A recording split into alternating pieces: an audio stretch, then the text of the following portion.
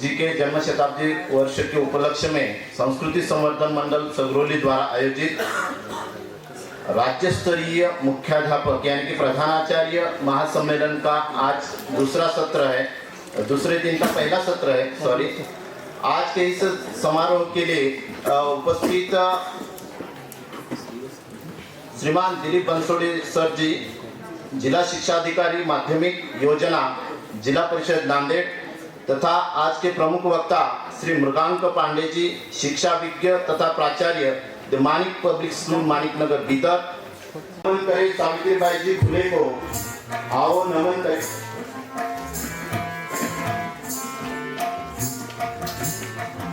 इसके साथ श्रीमती अपर्णा गोस्वामी जी, प्रधानाचार्य विक्रमादित्य प्राथमिक विद्यालय संभाजीनगर, इन्हीं को भी मैं आओ नमन करें सावित्रीबाई जी फुले को, जिन्होंने समाज यह बात समझाई।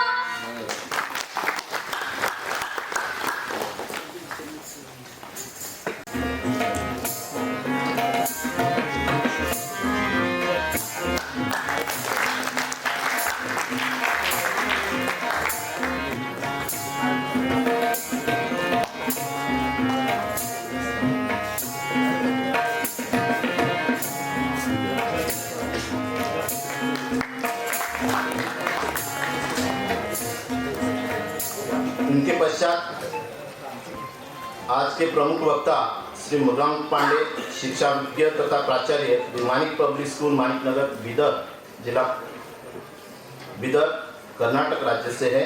इनका स्वागत प्रभाकर राव जी करेंगे।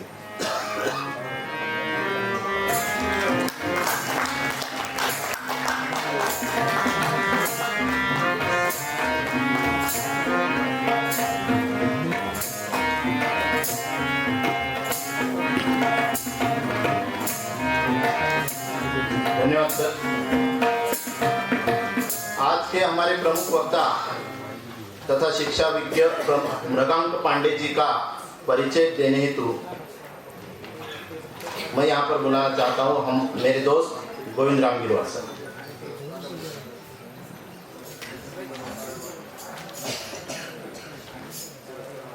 सम्माननीय विचारपीठ, मंच पर विराजमान अतिथिगण, उपस्थित सभी संस्थापक एवं मुख्याध्यापक, आप सभी को मेरा सादर प्रणाम।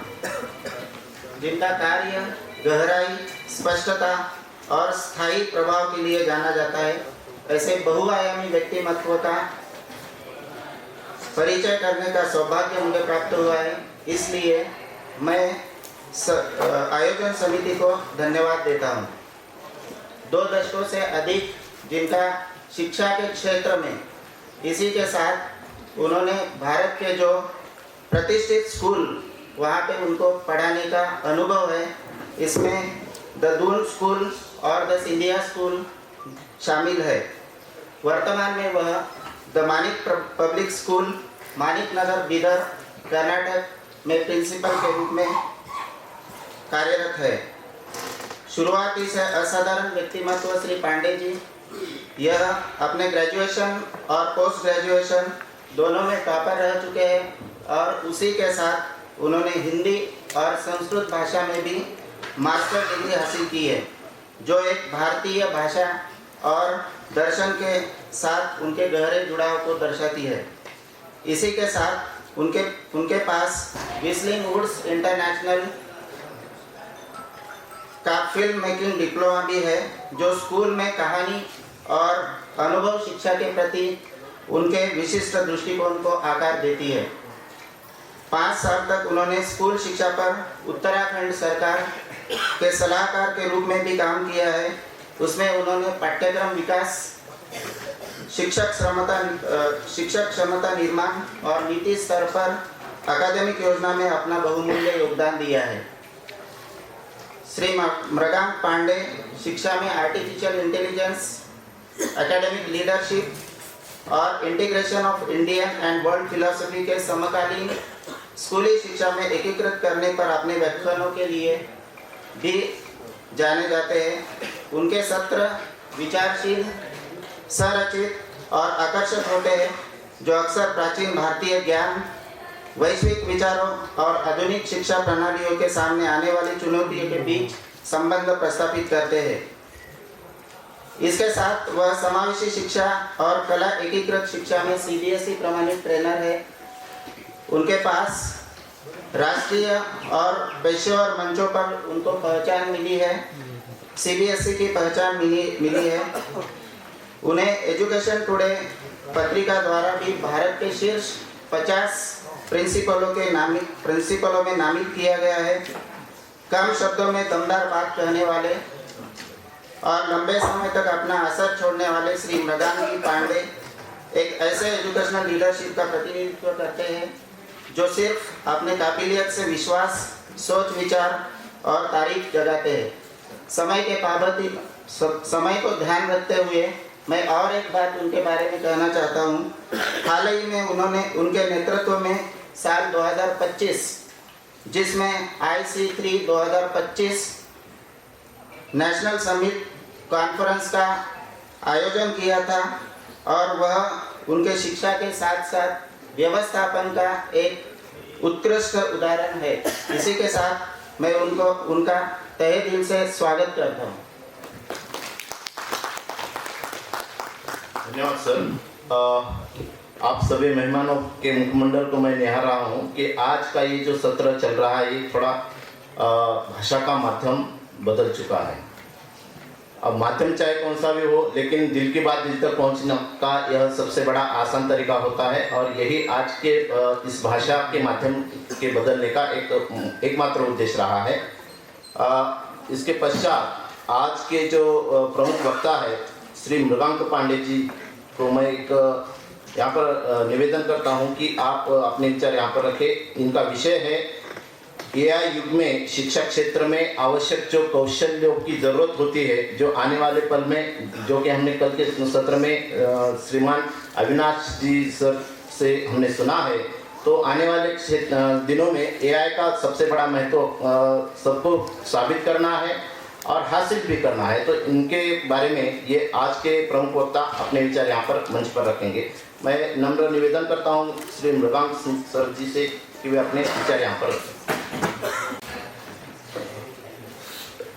सुप्रभात सभी को। मेरी आवाज़ सब तक पहुँच रही है? पीछे तक? बड़ा मुश्किल हो जाता है जब इतना लंबा चौड़ा विवरण दे दिया जाए और उसके बाद खड़ा कर दिया जाए। ऐसी पता नहीं क्या क्या सोच लिया होगा आप लोगों ने कि मैं क्या हूँ, क्या बोलूँगा, और उसके बाद अगर उससे जरा भी कम लगा तो बड़ी मुश्किल हो जाती है।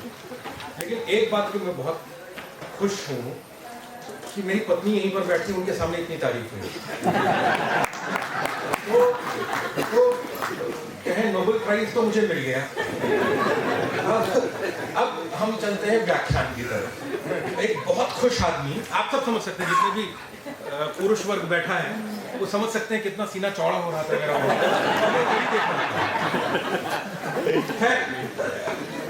एआई इस खुशी को नहीं समझ सकता और उसी पर हम आज बात करने जा रहे हैं। टेक्नोलॉजी है, फेल कभी भी हो सकती है। एआई के बारे में मैं यही कहूँगा। एआई की खूबसूरती भी बताऊंगा, एआई की कमियां भी बताऊंगा। एआई में अगर हम पूरा समर्पण कर देंगे तो क्या होगा, और अगर एआई पर हम घुड़सवारी करेंगे तो क्या होगा। लेकिन एक बात के साथ कि कोई भी सेशन ऐसा नहीं है, अगर मैं कहूं कि अगर यहां पर करीब 200 लोग हैं और 200 लोगों के पास 10-10 वर्ष का भी एवरेज अनुभव है, तो इस सभागार के अंदर लगभग 2000 वर्षों का शिक्षक अनुभव बैठा हुआ है। और इसके सामने कोई बात कहना, यानी इतने सारे कसौटी लिए हुए लोग परखने को तैयार हैं, तो ये बहुत पवित्र मंच हो जाता है। हम लोग एनईपी की बात करते हैं, हम लोग इंडियन नॉलेज सिस्टम की बात करते हैं, और उस इंडियन नॉलेज सिस्टम में कहीं एआई बीच में नॉक कर रहा है।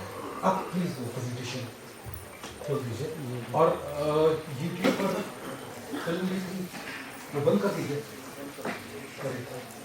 तो इसका नाम चलिए, तो इसको फुल स्क्रीन कर दीजिए। ये एक बड़ी कॉम्प्लेक्स पिक्चर, बहुत ही अजीब सी। एक तरफ सर्किट बोर्ड है, दूसरी तरफ आराम से एक पीली कुर्सी एक उसमें रखी हुई है। कहते हैं ध्यान से देखें और जिसकी भावना जैसी हो वैसा देख सकता है। मेरे देखने का नजरिया ये है कि ये जो सर्किट बोर्ड की फोटो है, ये आज हमारे जीवन में एआई का द्योतक है। और बढ़ाओगे, और ये जो नीचे पीली कुर्सी रखी हुई है, ये कहीं हमारी लेजरली लाइफ है जिसमें हम रहना चाहते हैं। एक तरफ घुमाव है आज की दुनिया का, और एक तरफ एआई तकनीक और बाकी उलझाव है। हमारी ह्यूमैनिटी, हमारी मानवीयता नीचे बैठना चाहती है। हम सारा काम क्यों करते हैं? अल्टीमेटली सुख पाने के लिए, परिवार के साथ अच्छा समय बिता पाए, अच्छी नींद ले पाए। लेकिन जरा ध्यान से देखिए, मैं पिछले जमाने से आगे की तरफ बढ़ता हूं। कभी हमने केवमैन जैसे, गुफा में रहने वाले व्यक्ति जैसे, गैदरर्स जो लोग फल बीनने जाते थे और हंटर्स जो लोग शिकार करने जाते थे, उनके जैसे जीवन शुरू किया। फिर धीरे से शिक्षा आई हमारे जीवन में और हमने अपने आप को विकसित करना शुरू किया। थोड़ा विकास किया और विकास किया और विकास किया, और आज हम शिक्षा के पिनाकल पर, यानी शीर्ष पर बैठे हुए हैं। लेकिन उसके साथ क्या हुआ? आप देखेंगे रूरल इंडिया में फिर भी कम है, अर्बन इंडिया में, शहरों में ज्यादा है। जो मेंटल हेल्थ की बातें हैं वो बढ़ती चली जा रही है। अक्सर हम उस एक परेशानी को मानने के लिए तैयार नहीं, लेकिन वो एग्जिस्ट कर रही है। अक्सर हम सुनते हैं 10वीं की कक्षा का रिजल्ट आया और बच्चों ने आत्महत्याएं कर ली। अक्सर हम सुनते हैं कि अच्छा परफॉर्म हम नहीं कर पाए ऑफिस में। अभी पिछले दिनों में कुछ केसेस ओला के इंजीनियर को लेकर के हुए थे और उसने आत्महत्या कर ली।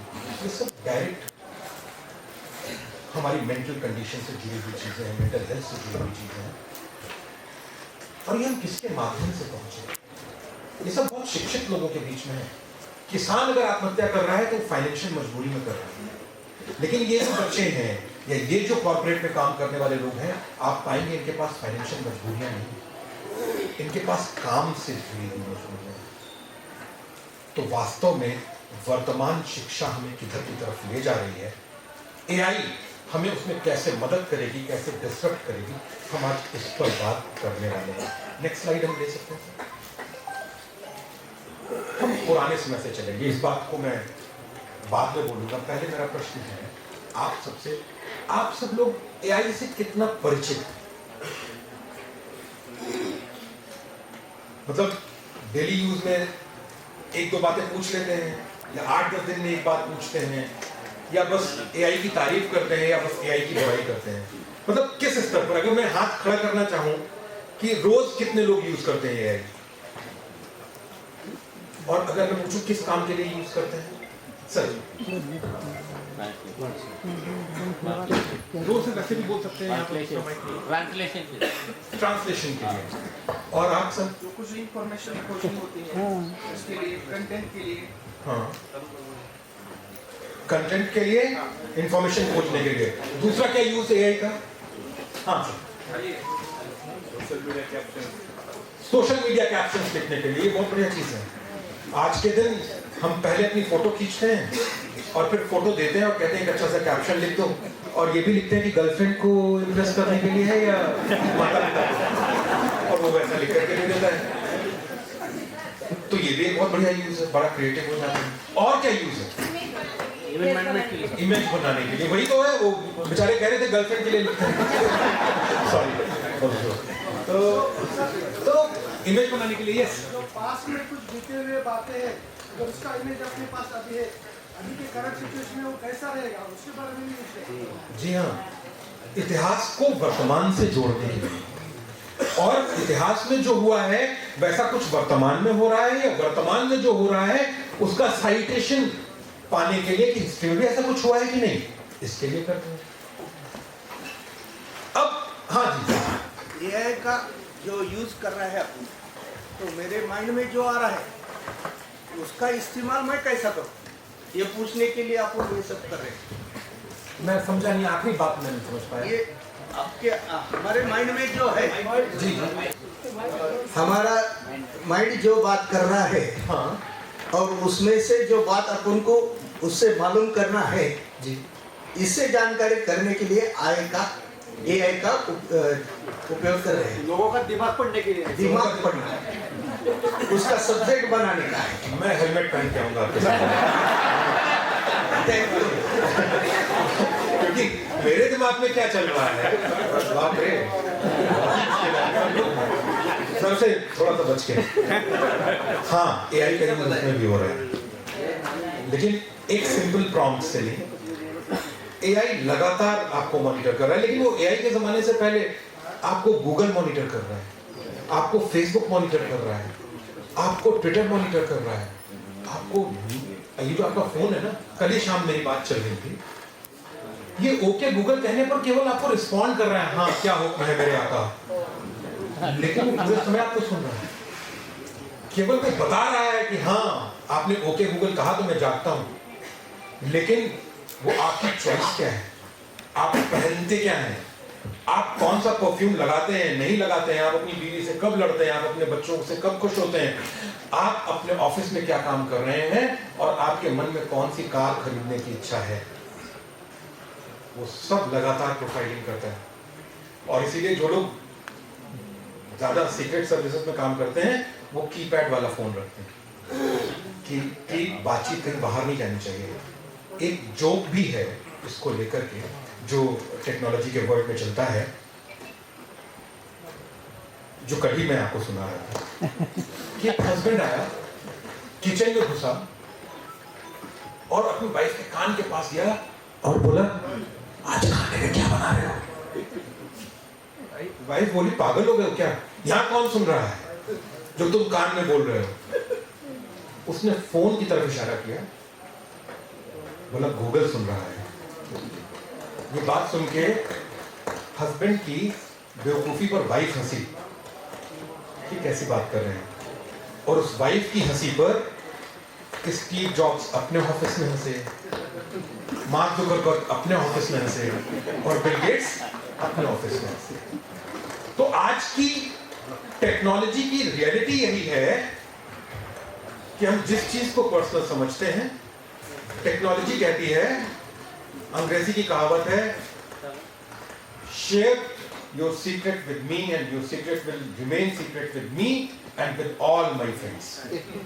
आप अपना राज मुझे बताइए और आपका राज मेरे साथ और मेरे सारे साथियों के साथ राज रहेगा। और इसमें केवल आप एक काम करिएगा, आप गूगल पर किसी भी एक प्रोडक्ट की सर्च मार लीजिए और फिर देखिए गूगल के कितने साथी आपके फेसबुक पर, आपके इंस्टाग्राम पर, आपके बाकी और जगहों पर वही एडवर्टाइजमेंट देते नजर आएंगे। और वो एडवर्टाइजमेंट आपको तब तक देंगे जब तक आपका मन ललचा ना जाए और आप वो चीज खरीद ना लें। ये है आज की टेक्नोलॉजी की, एआई की ताकत। अब मैंने क्यों द्रोणाचार्य कहा है? इफ द्रोणाचार्य हैड एआई, अगर द्रोणाचार्य के पास एआई होता तो बहुत सारे गुरु हैं। अगर आप इतिहास में जाएं तो बहुत सारे गुरुओं की जोड़ी पाएंगे, गुरु और शिष्य की। द्रोणाचार्य अर्जुन, वशिष्ठ विश्वामित्र और राम, चंद्रगुप्त और चाणक्य, और वर्तमान तक चले आए तो सचिन तेंदुलकर और रमाकांत आचरेकर, उनके कोच जिन्होंने बहुत सारे तैयार किए, और भी बहुत सारी अलेक्जेंडर के गुरु हुआ करते थे। तो ये हमेशा गुरु और शिष्य की जोड़ी चली है। लेकिन इसमें द्रोणाचार्य को मैं जिस ढंग से देखता हूं, द्रोणाचार्य काफी कुछ आज के हमारे गुरु जैसे हैं। क्योंकि ये किस तरह के गुरु हैं? ये गुरु मजबूरी में बनते हैं। क्यों? और राजकुमारों के गुरु बनते हैं। आज जो हम बच्चे पढ़ा रहे हैं क्लास में, किसी राजकुमार से कम है क्या? आप बताइए। हम थे गरीब फटेहाल, जिसको घर पे भी मार पड़ती थी और अगर स्कूल में मारे गए फिर माँ बाप बोलते थे कुछ गलत किया होगा गुरु जी ने, तुमने गलत किया होगा तो गुरु जी ने मारा है। तो हम वो हैं जो पहले विद्यालय में मार खाए हैं और अब वो हैं जो विद्यालय में डांट खा रहे हैं। होता है ना, पेरेंट टीचर मीटिंग में हमें झूठ बोलना होता है। उस दिन यमराज के वहां पंखा ऐसा वाला जोर से चल रहा होता है झूठ का हमारा पीटीएम में, लेकिन हमें वर्तमान नियम कानून माँ बाप की साइकी के हिसाब से चलना होता है। द्रोणाचार्य काफी कुछ हमारे जैसे गुरु हैं, लेकिन उनके पास एआई है। लेकिन अगर उनके पास एआई होती तो क्या करते? एक कहानी सुनी होगी आपने कि एक बार द्रोणाचार्य सारे राजकुमारों को ले और कहा, वहां पर एक चिड़िया बैठी हुई थी एक पेड़ पर। सबने कहानी सुनी। कहानी को मैं बहुत लंबा नहीं खींचूंगा। फिर सबको बुलाया, क्या दिख रहा है, क्या दिख रहा है, क्या दिख रहा है। सबने दुनिया जहान की चीजें बताई। पेड़ दिख रही है, उस पर फूल दिख रहे हैं, क्या बढ़िया हवा चल रही है, नीचे घास बहुत अच्छी है। गुरुजी आपकी दाढ़ी बहुत अच्छी सफेद सफेद दिख रही है।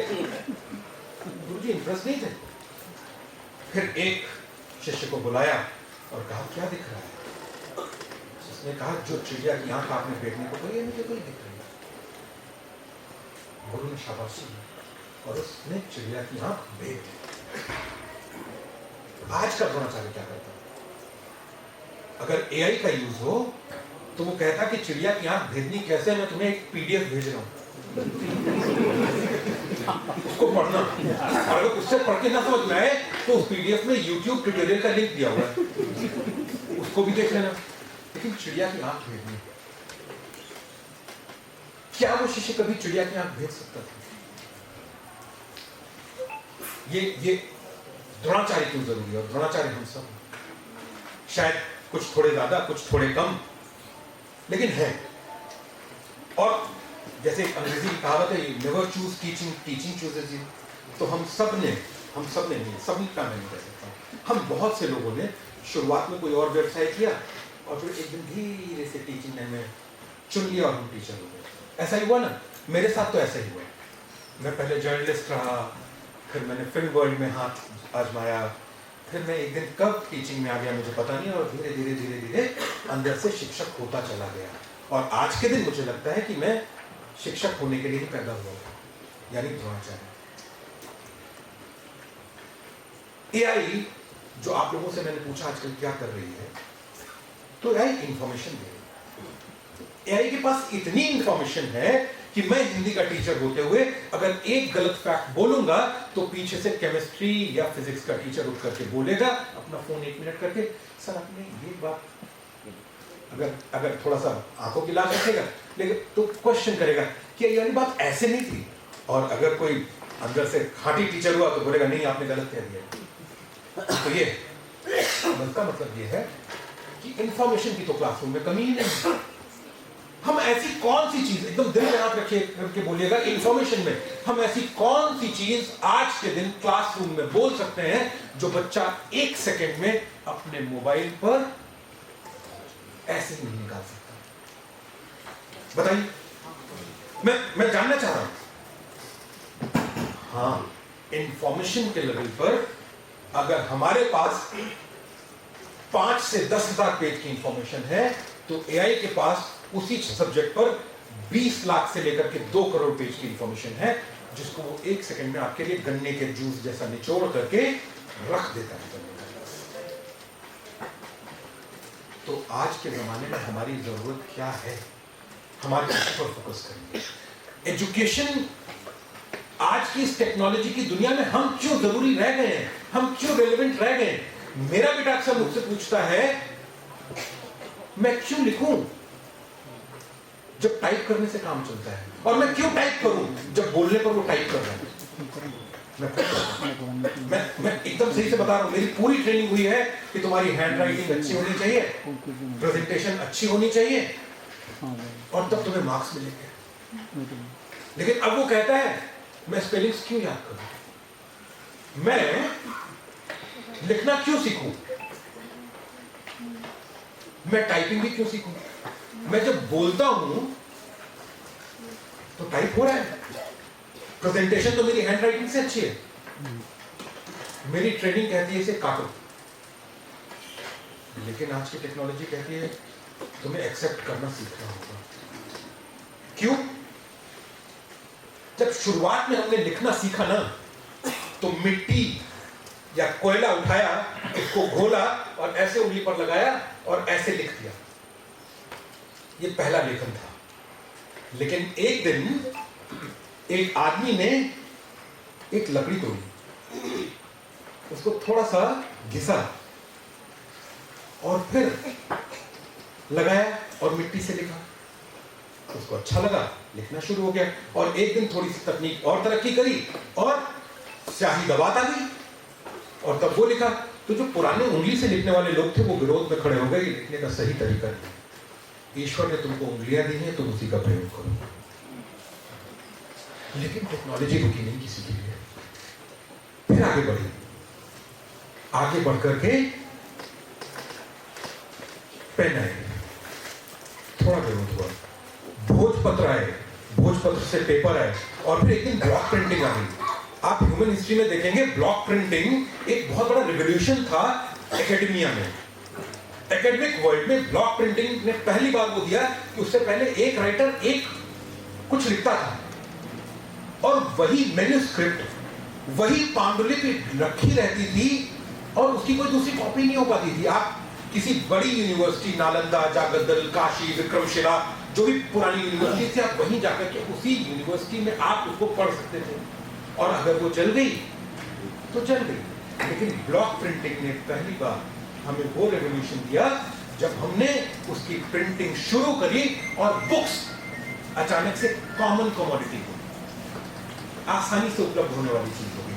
लेकिन उसका भी विरोध हुआ यूनिवर्सिटीज की तरफ से, क्योंकि बदलाव, हम मठाधीश हो जाते हैं ना उम्र के साथ, हम रिजिड हो जाते हैं, जैसा हमने सीखा वही सही तरीका था। नया बदलाव लेकिन रुकता नहीं है, क्योंकि नई जनरेशन उस नई लहर के साथ आती है।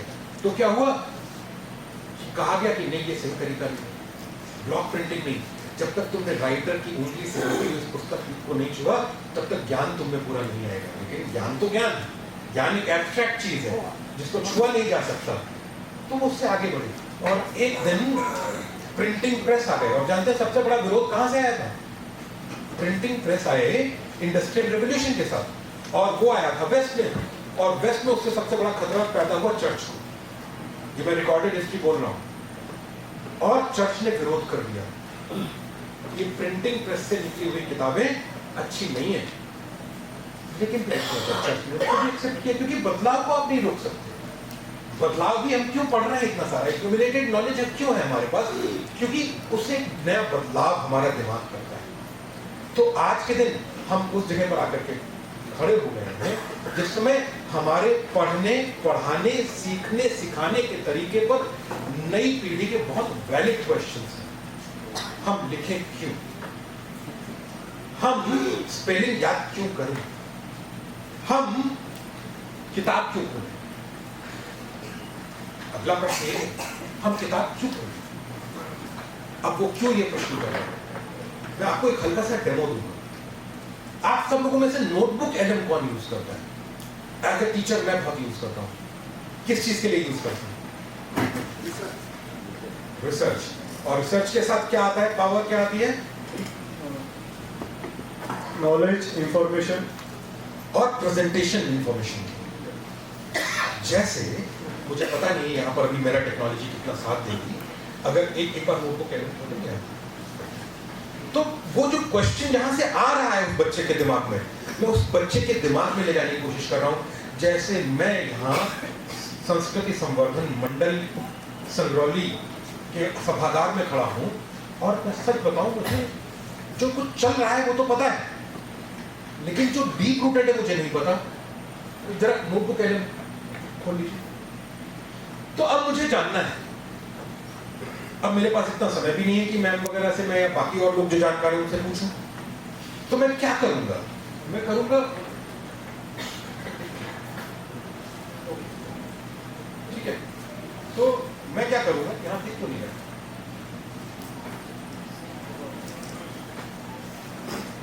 जब तक सेटिंग चल रही है, तो मैं क्या करूंगा, मैं नोटबुक एलएम को कहूंगा मुझे संस्कृत संवर्धन मंडल के बारे में बताओ।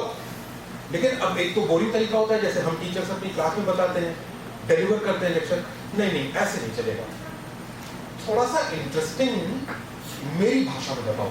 अब मैं तो हिंदी का टीचर, तो मैंने अपनी सेटिंग कर रखी है नोटबुक एलएम की हिंदी में, और मैंने अभी कमांड प्रॉम्प्ट दिया है, ये नोटबुक एलएम का कमांड प्रॉम्प्ट है, और ऑडियो में मैंने बनाने को कहा है। आजकल चल रहा है पॉडकास्ट, सीखने का नया तरीका है, दो लोग आपस में बात कर रहे हैं और तीसरा सुनकर के सीख रहा है। इसको बजाएं। तो मेरे पास जो संस्कृत संवर्धन मंडल की जानकारी आई है, Okay, let's unpack this. We are doing a deep dive into a 65-year journey. It's the story of the Sanskriti Samvartan Mandal, or SSM. Right. And this isn't just about an organization growing, it's about how it fundamentally changed the landscape, and I mean the literal and social landscape, for entire communities in Maharashtra. It's a phenomenal story to track. When you look at where it started in 1959 as this tiny little school project. Just a couple of huts. But... Exactly. And now today, it's a massive 200-acre holistic development hub. So our mission today is to figure out how. How did a single family's vision, sustained across 3 generations, grow to cover these 4 huge pillars: education, skills, agriculture, and environment. And you have to remember the context. This is all happening in the Nanded district. Which is at a crossroads, really, in Maharashtra, Telangana, Karnataka. And these are regions that are often hit by drought, by economic instability. So for something to last 6.5 decades there, they had to have अब मैं teacher हूँ। कुछ कह रहे हैं? तो अब मैं टीचर हूँ। मान लिया आज मुझे संस्कृत संवर्धन मंडल के बारे में पढ़ाना है। मैंने ऑडियो ये जो पॉडकास्ट है सुना दिया।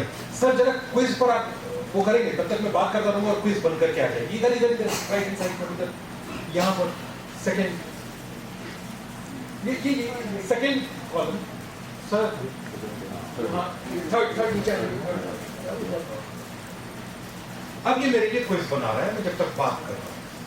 तो अब नई जनरेशन मुझसे सवाल पूछ रही है क्लास में, जब मैं किताबों को ऐसे सुन सकता हूं तो मैं क्यों पढ़ूं? मैं अपनी आंख को आराम देना चाहता हूं। मैं अपनी आंख को आराम देना चाहता हूं।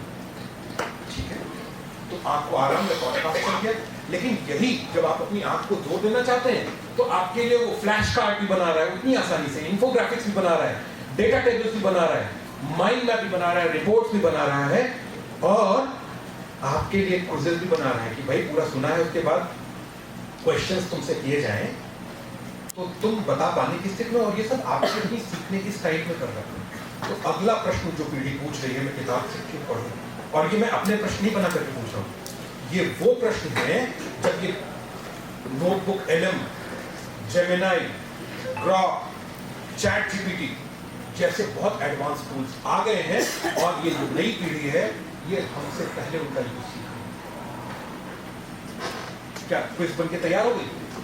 ये देखिए अभी जो मैंने पॉडकास्ट हल्का सा SSM पर सुनाया, ये उतनी ही देर में रियल टाइम में क्विज तैयार हो गई। यानी ये कि अगर आप पीछे जाएं, SSM से अलग मेरा पुराना हिस्ट्री कुछ 1-2 चैप्टर्स का पढ़ा हुआ होगा, नहीं होगा बैक में जाएंगे तो अपनी क्लास में मुझे यूज करने में मजा ये आता है कि कई बार वो मेरे लिए वो मेहनत कर रही होती है जो मैं अपना गला दर्द करके सुना रहा होता हूँ, लेकिन उसी समय मैं क्या कर रहा होता हूँ कि क्या मैं टीचिंग से पूरा डिसोसिएट हो गया हूँ? नहीं, मेरा काम हो गया है हायर ऑर्डर थिंकिंग क्वेश्चंस तैयार करना, वैल्यू बेस्ड यानी मानवीय मूल्यों पर आधारित प्रश्नों को तैयार करना। यानी मेरा एक और दूसरा रोल आ गया है कि जो भारतीय शिक्षा व्यवस्था है एज अ टीचर, केवल फैक्ट देना नहीं, फैक्ट मुझसे बेहतर वो दे रहा है। भारतीय शिक्षा व्यवस्था के में जोर दिया किन पर जा रहा है? संस्कारों पर, मानवीय मूल्यों पर, डिसिप्लिन पर। तो एक शिक्षक के रूप में मेरा काम ठीक वो रहा जा रहा है जो द्रोणाचार्य का है, जो लगातार अर्जुन से कह रहा है बेटा कुछ और नहीं देखना है, चिड़िया की आंख तुम्हारा अपना लक्ष्य है, ये AI नहीं बताएगा, AI आपकी हैंड होल्डिंग नहीं करने वाला। AI कई बार आपको वही जवाब देता है जो आप चाहते हैं। नटशेल में क्रिएटर या तो गॉड है या फिर हम सब लोगों का दिमाग, जो मानवीय दिमाग है, जो क्रिएटिविटी से भरा हुआ है। AI जो कुछ भी दे रहा है वो जो हमने 10,000 सालों में सीखा है, रिकॉर्ड किया है, उसको कंपाइल करके बस दे रहा है, वो नया कुछ नहीं क्रिएट कर रहा। कई बार हम धोखा खा जाते हैं कि वो बहुत बड़ा क्रिएटर है क्योंकि हमारे पास 10,000 पेज का ज्ञान है, तो उसको फीड किया गया है 2 लाख से लेकर 2 करोड़ पेज इसी टॉपिक पर, तो वो कुछ ऐसा नया ला करके देता है पढ़ा हुआ जो है ह्यूमन ब्रेन की देन, लेकिन हम परिचित नहीं। तो AI आपको मशीन आगे शायद ये क्विज आपने देख लिया होगा, क्वेश्चंस बने हुए केवल दिखाने के लिए, वो फ्लैश कार्ड भी बनाएगा।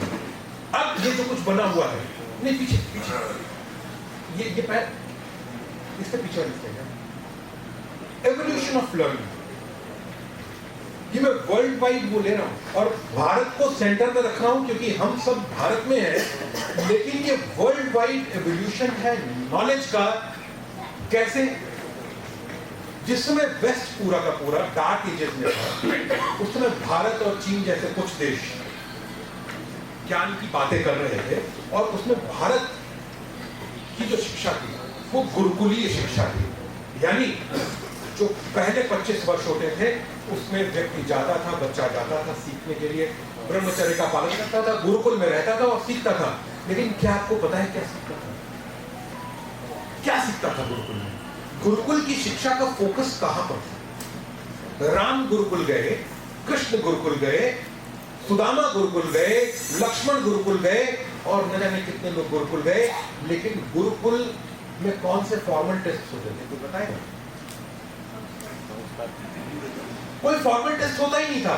एक दिन गुरु कहता था हाँ तुम पारंगत हो गए, तुम क्वालिफाइड हो, जाओ दुनिया को फेस करो। तो कौन सी चीज थी? हाँ, रियल वर्ल्ड को फेस करने की इंफॉर्मेशन तो वो देते थे, लेकिन उनका पूरा जोर इस कैरेक्टर पर होता था, चरित्र पर, चरित्र निर्माण। चरित्र निर्माण से राम निकलते थे, चरित्र निर्माण से कृष्ण निकलते थे, चरित्र निर्माण से और बहुत से लोग। क्या लक्ष्मण उनकी कोटि में आते थे? क्या भरत उनकी कोटि में आते थे? नहीं, मैं राम और हनुमान को अलग कर दे रहा हूं क्योंकि वो इसको भी कोटि में है, उनके पास ज्ञान है। रावण जिसमें मर रहे हैं या मर रहा है, उस समय राम कहते हैं, राम का चरित्र देखिए, वशिष्ठ के आश्रम से निकला हुआ चरित्र, अपने सबसे बड़े दुश्मन के लिए कहते हैं लक्ष्मण से कि जाओ। रावण परम ज्ञानी है, उनसे ज्ञान लेकर के लक्ष्मण जाते हैं। चरित्र निर्माण में कहीं कोई कमी रह गई है, वो रावण के सिरहने बैठते हैं जाकर के और कहते हैं ज्ञान दो। राम ने कहा है ज्ञान दो, रावण मना कर देते हैं। वो फिर उठ करके आते हैं, उसका अहंकार मरा नहीं है, वो अभी भी ज्ञान देने से मना कर रहा है। तो राम मुस्कुराते हैं, कहते नहीं, वो गुरु की पदवी पर है, अहंकार तुम्हारा है कि तुम उसके सराहने बैठे हो, जाओ पांव के पास बैठो। और उस दिन रावण ने मरने से पहले लक्ष्मण को ब्रह्म ज्ञान दिया। चरित्र, एक दुश्मन दूसरे दुश्मन को मरते हुए ज्ञान दे दे, वो चरित्र है। तो जो ज्ञान का बेस शुरू होता है कि आज एक शिक्षक के रूप में हम क्या चरित्र पर काम कर पाते हैं? हम हिंदी के शिक्षक हैं, हम केमिस्ट्री पढ़ाते हैं, हम फिजिक्स पढ़ाते हैं, हम कोर्स खत्म कर लेते हैं और ज्यादा फोकस क्या होता है कि जिस दिन बोर्ड का रिजल्ट आए उस दिन प्रिंसिपल अपने कमरे में न बुला ले कि कैसा रिजल्ट आया। यही तो होता है ना, ज्यादातर फोकस यही होता है। तो कहीं ना कहीं जो ये यहां तक की दौड़ है, इसमें बैक सीट ले। लेकिन गुरुकुल में जब चरित्र बन रहा था, क्रिटिकल थिंकिंग दी जा रही थी, तो उसके साथ कुछ दर्शन जन्म रहे थे। मैं इंडियन नॉलेज सिस्टम की बात कर रहा हूं, एनईपी में, जिसको बहुत सेंटर में रखा गया है और बहुत सोच समझ के सेंटर में रखा गया है। तो आपने कुछ दर्शनों के नाम सुने होंगे, वैशेषिक, न्याय, वेदांत, मीमांसा, और कुछ नाम आ रहे हैं, आप लोग बताइए।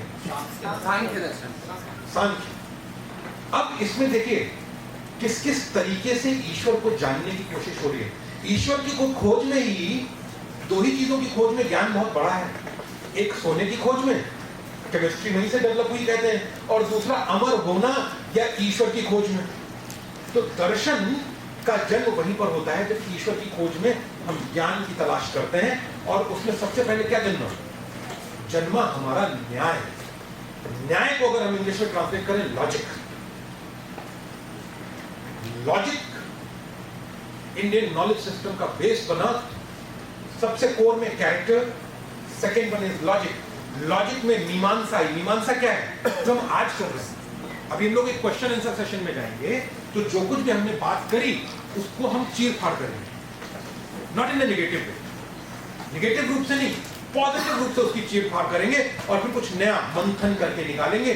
मीमांसा, लॉजिक, मीमांसा, वैशेषिक, फिर से और लॉजिक में जाएंगे। तो तक्षशिला की यूनिवर्सिटी, तक्षशिला मैंने केवल एक सिंबल लिया है क्योंकि यह बाहरी दुनिया से जोड़ता था। बाकी सब यूनिवर्सिटीज हमारी बहुत अंदर भारत में आकर के थी। वो काशी की बात कर लें, वो विक्रमशिला की बात कर लें, वो नालंदा की बात कर लें, वो बहुत अंदर आकर के।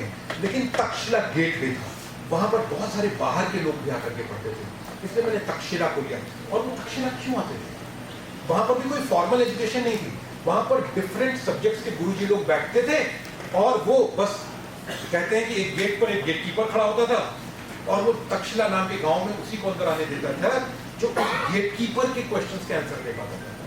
और फिर वो एक गुरु करता था और पूरे समय रहता था, लॉजिक डेवलप होता था। लॉजिक डेवलप हो गया यानी आप सारे सब्जेक्ट सीख पाने के लिए, यानी सीखने के लिए तैयार हो गए। और दुनिया में तो बहुत कुछ है सीखने पर। हमारी फॉर्मल एजुकेशन भले खत्म हो गई, लेकिन आज तक हमारी एजुकेशन खत्म नहीं। एजुकेशन का मूल उद्देश्य था कि ताजीवन विद्यार्थी रहो, लॉजिक दे देता था। और वहां से चाणक्य जैसे गुरु निकलते थे, चंद्रगुप्त जैसे शिष्य निकलते थे। इसके बाद कहीं हम भटक गए। आत्मतुष्टि बड़ी खतरनाक होती है। संतोष आ जाता है ना, हम तरक्की छोड़ देते हैं, हम कंफर्ट जोन में पहुंच जाते हैं। हमने जब ज्ञान दिखा लिया तो हम आराम से पहुंच गए और फिर चुपचाप जो डार्क एजेस में था, कहीं आती है इंडस्ट्रियल रेवोल्यूशन।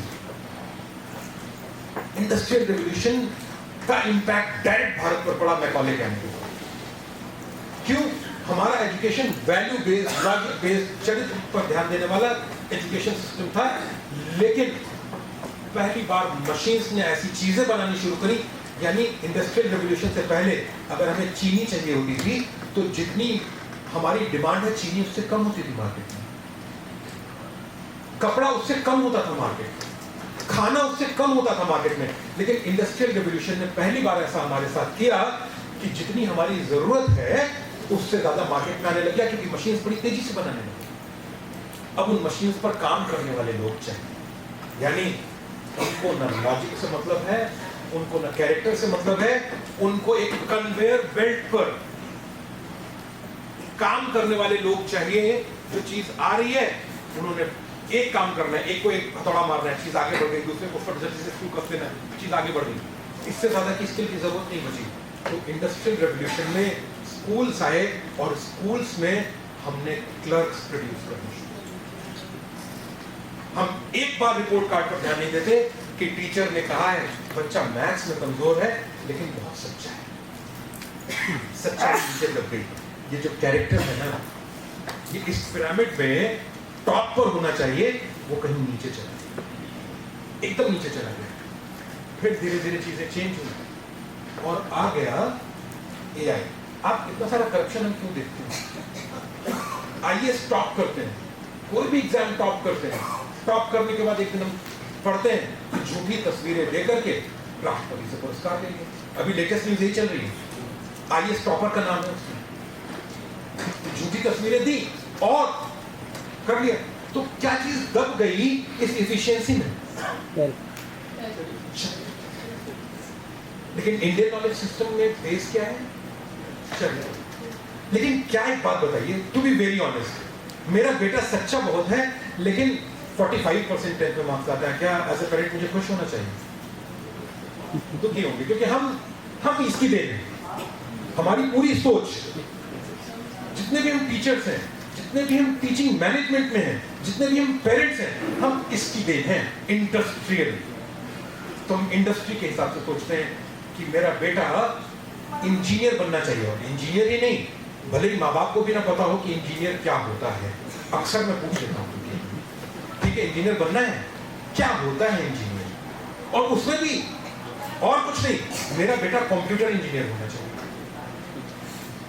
जो कह रहा है कि तुम्हें होना चाहिए और जो कह रहा है मुझे बनना है, उन दोनों को ही नहीं पता कि कंप्यूटर इंजीनियर क्या होता है। और वो मैकेनिकल इंजीनियर क्यों नहीं बनना चाहता उसे नहीं पता।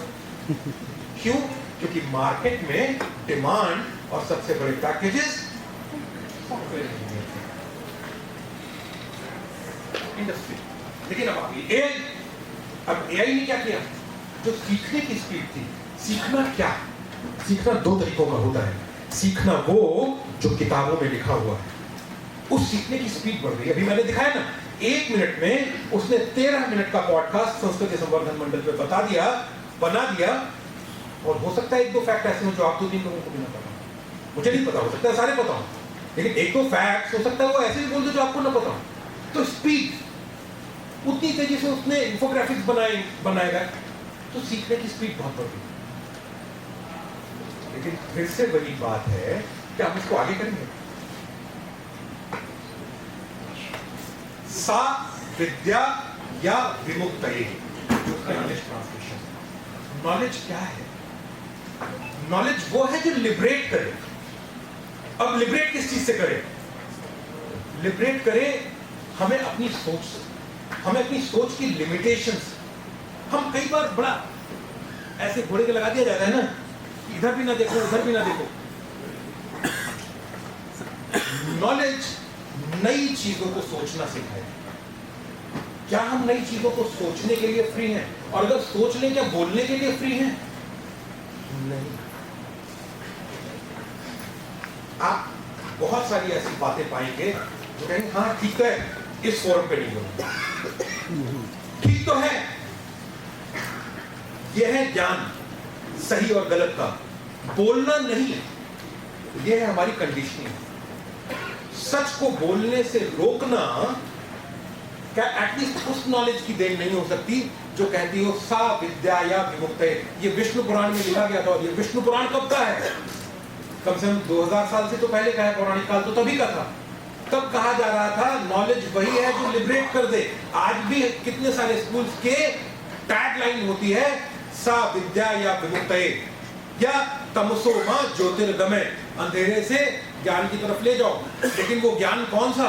जहां इतनी सारी बीमारियां जो हमारे दिमाग से जुड़ी हुई हैं मानसिक रूप से। अगर आप एक सर्वे कर ले, जितना पढ़ा लिखा शहर, एक साइकोलॉजिस्ट या साइकेट्रिस्ट की क्लिनिक में उतनी ही ज्यादा भीड़, और क्लिनिक में दिमाग से जुड़ी हुई उतनी ही ज्यादा बिकती हुई दवाएं। नॉलेज किस तरफ ले जाए? क्या इसी तरफ चले? फैज अहमद फैज की कविता थी जो उन्होंने आजादी के लिए लिखी थी। मैं उसकी एक लाइन बोल देता हूं, ये दाग दाग उजाला, ये शब गुजीदा सहर, सहर मतलब सवेरा, अंधेरा से सहर, रात है तो दागदार है, और जो सवेरा भी हो रहा है दिल्ली का सवेरा, स्मॉग वाला। AQI कई बार 800 और कई लोग अनऑफिशियली बोलते हैं 1000 भी क्रॉस किया।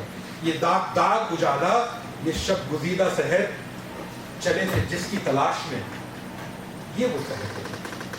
पढ़ लिख के हमने क्या किया? पढ़ लिख के कितनी वॉर्स कर रहे हैं? पढ़ लिख के हमने अपने एनवायरनमेंट का क्या हाल किया? और क्या वो चीज थी जो मिस हो गई? और क्या वो चीज है AI जो नई है और हमारे सामने हथियार भी है और तलवार भी हमारे अगेंस्ट। तो इसके बारे में हम बात करेंगे कि knowledge system, Indian knowledge system, AI किस ढंग से एक हो सकते हैं, और आगे अगर हम इनका जोड़ लें तो कैसे। एक टीचर को जानते हैं कौन सा टीचर बच्चा अच्छा मानता है? जिसका रोल मॉडल है। मान लिया मेरी क्लास में एक बच्चा बैठा हुआ है और वो कहता है सर नोटबुक एलम ने मेरे लिए बहुत बढ़िया पॉडकास्ट बनाया, और जैसे मैं कहता हूँ, क्योंकि उसकी लर्निंग का स्टाइल वही, आप उसको क्वेश्चन नहीं कर सकते। मेरे पिताजी ने मेरी लर्निंग स्टाइल को क्वेश्चन किया, उनके पिताजी ने उनकी लर्निंग स्टाइल को क्वेश्चन किया, और उनके पिताजी ने उनकी लर्निंग स्टाइल को क्वेश्चन किया, और मेरा बेटा अपने बच्चों की लर्निंग स्टाइल को क्वेश्चन करेगा। तो ये तो शाश्वत युद्ध है।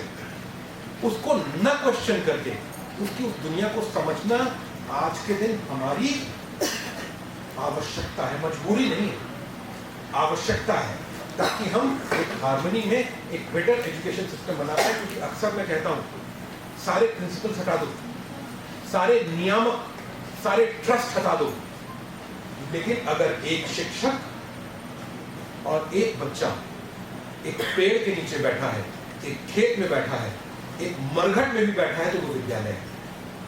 लेकिन सारी बढ़िया से बढ़िया बिल्डिंग्स कर दो, शिक्षक और सबसे बढ़िया एडमिनिस्ट्रेटर ले आओ, सबसे बढ़िया इंफ्रा दे दो, लेकिन शिक्षक या बच्चे में से किसी एक को हटाए, क्या वो विद्यालय है? तो ये कृष्ण और अर्जुन जैसी जोड़ी है। गीता तभी बनेगी जब अर्जुन के प्रश्नों को कृष्ण समझेंगे। प्रश्न कहां से आएंगे? प्रश्न विद्यार्थी से आएंगे। उत्तर कहां से आएंगे? उत्तर आपके पास से आएंगे, लेकिन विद्यार्थी के समझने के मीडियम को समझना पड़ेगा। और आज का विद्यार्थी टेक्नोलॉजी ओरिएंटेड है। आज नहीं है तो अगले साल होगा, अगले साल नहीं है तो उसके अगले साल होगा। तो अध्यापकों को तैयारी आज ही करनी पड़ेगी, और ये तैयारी बहुत आसान है। ये सबके फोन पर है, ये बातचीत करती है, ये आपको आपके जैसा सिखाती है, आपका जो इंटरेस्ट है उसके जैसा सिखाती है। और उससे पूछिए कि अगर 10 साल के बच्चे को मुझे सिखाना हो यही बात को तो मैं कैसे बोलूं, वो भी बताती है। और फिर आपके अपने जो संस्कार हैं, जैसे कहते नहीं 60 साल को गह रहे थोथा दे उड़ाए, जो भी मीनिंगफुल है एक शिक्षक के रूप में आप बोलेंगे और बाकी को उड़ा दें। कितने लोगों ने, आप लोगों ने एआई के साथ बातें करी नहीं करी? बात करना चाहेंगे? बड़ी मजेदार बातें करते हैं। मैं पिछली बार यहां आया था तो चल नहीं पाई थी ठीक से, शायद आज चल जाए जरा इस पर। अब कोई भी अपना टॉपिक ले सकता है, कोई भी अपना तरीका ले सकता है और अपना तरीका बता सकता है कि मुझे किस तरीके से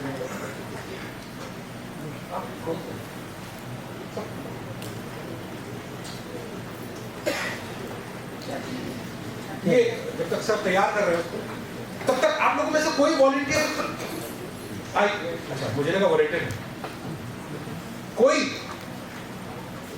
वॉलंटियर नहीं है क्या? तो मैं चुनूं फिर बंधुआ मसूद। बहुत बहुत धन्यवाद। आप अपने मन में अपना टॉपिक सोच लीजिए और लेकिन आवाज आनी चाहिए। आ जाइए प्लीज प्लीज प्लीज। तो मैं अक्सर बातें करता रहता हूं। कुछ आपको बोलने वाले मॉडल्स 24 घंटे बात करने के लिए तैयार हैं। कुछ बोलने वाले मॉडल्स आपके 100 क्वेश्चंस के आंसर पर डे दे रहे हैं। कुछ बोलने वाले मॉडल बहुत इनफॉर्मल वे में दे रहे हैं, कुछ बहुत पॉलिटिकली करेक्ट वे में दे रहे हैं। तो मैं अभी जो सबसे कॉमन चैटिंग मॉडल है, प्लीज सर इधर आइए। आपका नाम? मैं आनंद वेंकटेश्वर से। तो जैसे ये टेक्नोलॉजी तैयार हो जाती है, आप अपने मन का कोई भी क्वेश्चन, हंसाने वाला, रुलाने वाला, बोर करने वाला, अम्यूज करने वाला, कुछ भी पूछ सकते हैं और उसके जवाब सुनिए। लेकिन एक बात बता दूं, ये ऐसा कोई भी जवाब नहीं दे रहा है जो हमने इसे ना सिखाया। तो ये मत सिखाइए, सोचेगा कि ये बोल रहा है, ये वही बोल रहा है जो हमने 2000 साल में अपनी नॉलेज में एक्यूमुलेट किया और फिर इसको सिखा दिया। उधर से इशारा हो गया है क्या? बोले सर। हाँ ये पर्पल वाला दबा दीजिए। 1 मिनट का टेक्निक होगा। हाँ सर। मैं मेरे स्कूल के बच्चों को किस तरह से उन्नति की ओर ले जा सकता हूँ? मैं मेरे स्कूल के बच्चों को किस तरह से उन्नति की ओर ले जा सकता हूँ?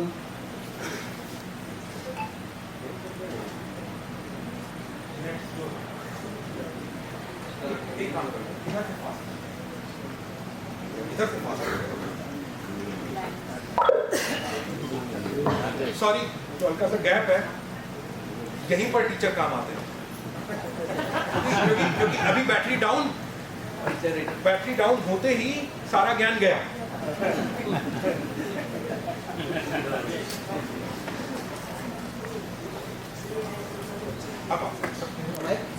मैं मेरे स्कूल के बच्चों को किस तरह से उन्नति की ओर ले जा सकता हूँ? ये क्वेश्चन आपसे। ये सवाल तो मुझे बहुत ही अच्छा लगा। आपका मतलब है कि आप अपने स्कूल के बच्चों को कैसे और तरक्की की तरफ ले जा सकते हैं, राइट? वेंचर लीडरशिप सॉल्यूशंस जैसे प्रोग्राम्स को देखकर आप ये सोच रहे हैं कि कौन से रियल स्टेप्स आप अपने स्टूडेंट्स के लिए ले सकते हैं। तो चलो मैं आपको कुछ थॉट स्टार्टर्स देता हूँ जो आपको मदद कर सकते हैं। बच्चों को क्वेश्चनिंग माइंडसेट दो। सिर्फ एक फिक्स लीडरशिप या डिसिप्लिन मॉडल देने से ज्यादा उनको ये भी सिखाओ कि वो खुद सवाल करें। उनको इनकरेज करो कि क्यों पूछना भी एक लीडरशिप स्किल है। डिफरेंट पाथ्स को वैल्यू करो। सभी बच्चे एक ही मोड में फिट नहीं होते। कोई क्रिएटिव है, कोई सोशली इम्पैक्टफुल है, कोई एनालिटिकल है। तो उनको अलग अलग तरह की लीडरशिप रोल्स दिखाइए ताकि वो अपने स्ट्रेंथ के हिसाब से ग्रो कर सके। एथिकल चैलेंजेस को डिस्कस करो। रियल वर्ल्ड सिनेरियोस लाओ जहां उनको वैल्यूज और एथिक्स पर डिफिकल्ट डिसीजंस लेने पड़ते हैं। उन्हें एक सेफ स्पेस दो जहां वो गलतियां करके भी सीख सके। अरे सुनिए बहुत लंबा हो गया शॉर्ट में। और ये बताइए कि मेरा बेटा मुझसे पूछ रहा है मैं लिखना क्यों सीखूं आज की दुनिया में जब मैं बोल के सब कुछ कर सकता हूँ, तो उसको मैं क्या कहूँ? अरे बिल्कुल, समझ गया। शॉर्ट एंड स्वीट रखते हैं। आप अपने बेटे को बस इतना बताइए कि लिखना सीखना असल में अपनी सोच को संभालने जैसा है। जब आप लिखते हैं तो आप अपनी बात को ठहर कर थोड़ा ठंडे दिमाग से सोचकर और भी साफ सुथरा तरीके से रख पाते हैं। और लिखी हुई बातों का एक रिकॉर्ड भी होता है जो कभी-कभी बोलने से कहीं ज्यादा असरदार और टिकाऊ रहता है। चलो चलो अच्छा जाने दो। मेरी जो सबसे बड़ा दुख है या मेरी जो सबसे बड़ी समस्या है उसका निवारण है अपनी बीवी को खुश कैसे करूं। अरे ये तो दुनिया के हर जमाने का सवाल है। बोलिए बोलिए। अच्छा तो चलिए बिल्कुल दिल से और सीधा बोलते हैं। अपनी बीवी को खुश रखने का सबसे सादा नुस्खा है उन्हें सच में सुनना और महसूस करना। मतलब कभी-कभी वो सबकी बातें ध्यान से सुनिए। नहीं आप मेरे लॉक नहीं पैदा कर रहे हैं। तो कुल मिलाकर के ये हंसना हो रोना हो बहुत ऐसे प्रश्न जिसके जवाब आपको न मिल रहे हैं, लेकिन फिर से ये अपने दिमाग से कुछ नहीं बोल रहा। ये जो कुछ भी बोल रहा है पीछे जानते हैं पावर गस्टिंग मशीन्स लगी हुई है। आधे से ज्यादा अफ्रीका जो गरीब है वो अपनी जमीन दे रहा है इनके सर्वर्स लगाने के लिए, और ये सर्वर्स मिलियंस ऑफ गैलन्स का पानी कंप्यूटर को ठंडा रखने के लिए पर डे जला रहे हैं। अक्सर हमने सुना है कि थर्ड वर्ल्ड वॉर पानी के लिए होगी ना, लेकिन जानते हैं वो किस तरह के पानी के लिए होगी? वो नॉलेज को पाने के लिए जो पानी हम गला रहे हैं जला रहे हैं ये उसके लिए। क्यों? जैसे जैसे एआई का उपयोग बढ़ता है इसका प्रोसेस इंडिया में कहीं नहीं हो रहा, या तो वो कहीं साउथ अमेरिका के लगे हुए सर्वर्स में हो रहा है, नॉर्थ अमेरिका के लगे हुए सर्वर्स में हो रहा है, या जाम्बिया, कीनिया, नाइजीरिया जैसी गरीब कंट्रीज जहां पर पेड़ काट करके बड़े बड़े सर्वर्स बनाए जा रहे हैं, सर्वर रूम्स बनाए जा रहे हैं, वहां पर हो रहा है। और उनमें जो इंफॉर्मेशन भरी है वो एक एक इंफॉर्मेशन हम लोग पहले सोच चुके हैं, हम लोग पहले लिख चुके हैं, हम लोग पहले बोल चुके हैं, और वो एक्यूमुलेटेड नॉलेज वो स्पीड के साथ आगे पीछे पीछे की तरफ स्पीड थी, पीछे पीछे स्पीड के साथ हमें ला करके दे रहा है। अगर हम खुद लाइब्रेरी में बैठे तो वो इंफॉर्मेशन लाने में हो सकता है हमें 2 महीने लग जाए, जो वो 1 सेकेंड में आपके सामने बोल करके ला करके दे। मैं क्वांटम फिजिक्स का कोई भी क्वेश्चन से पूछूं, मुझे समझ में आंसर आए या ना आए, वो 1 सेकेंड में क्वांटम फिजिक्स का आंसर देगा। वो 2 मिनट में सबसे कॉम्प्लेक्स बैलेंस शीट की कमियां निकाल करके दे देगा। वो 10,000 पेज का एक्सेल डेटा उसकी खूबियों, उसकी कमियां, उसके इंप्रूवमेंट के साथ 2 मिनट में दे देगा। This is called speed. लेकिन वो सब हमारी एक्यूमुलेटेड नॉलेज है, और अब हम दुनिया ये से मुझे डर लग रहा है। डरने की जरूरत नहीं है, हमें खुश होने की जरूरत है कि ये ऐसा घोड़ा है जिसको हम चला सकते हैं। सर मुझे डर ये है, अब मैं जीपीटी चैट को ये क्वेश्चन पूछूं कि मुझे नहीं बोलना चाहिए। नहीं प्लीज आप बोलिए, सब एडल्ट्स ही बैठे। डर ऐसा है, मुझे फांसी लगानी है, तो जानते क्या कहेगा वो? आप सुनना चाहते हैं? आपको मना कर देगा, और ये भी हो सकता है वो कहे कि अगर आपको मदद की जरूरत हो तो मैं मेंटल हेल्थ डॉक्टर के पास, मुझे नहीं पता वो क्या बोलेगा।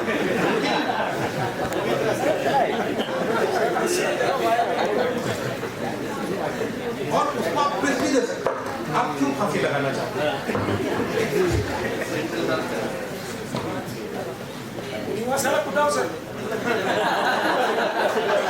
हमारे एक सर हैं यहाँ पर बैठे हुए, उन्होंने बड़ा गंभीर प्रश्न पूछा है कि वो फांसी लगाना चाहते हैं, कौन सी रस्सी में, नॉट कौन सी हो कि 100% रिजल्ट मिले। बहुत गंभीर और चिंताजनक सवाल है, और मैं साफ तौर पर कहना चाहूंगा कि किसी भी तरह की आत्महानि या खुद को नुकसान पहुंचाने की बात को हल्के में नहीं लेना चाहिए। अगर कोई ऐसा सवाल कर रहा है तो उसे फौरन गंभीरता से लेते हुए उनकी मदद करने की कोशिश करनी चाहिए। कृपया इस तरह के विचारों को गंभीरता से लें और किसी भरोसेमंद व्यक्ति या प्रोफेशनल से तुरंत संपर्क करें।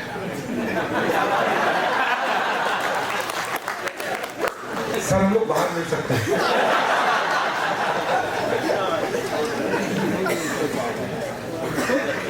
एक चीज जो इसके साथ हुई है GPT के साथ, क्योंकि लगातार तीसरा साल है जब इसका लार्ज लैंग्वेज मॉडल बोलते हैं, जिसने तरक्की करी है, पहले ही ऐसे प्रश्नों के उत्तर दे देता था और आप क्लिक कर सकते हैं।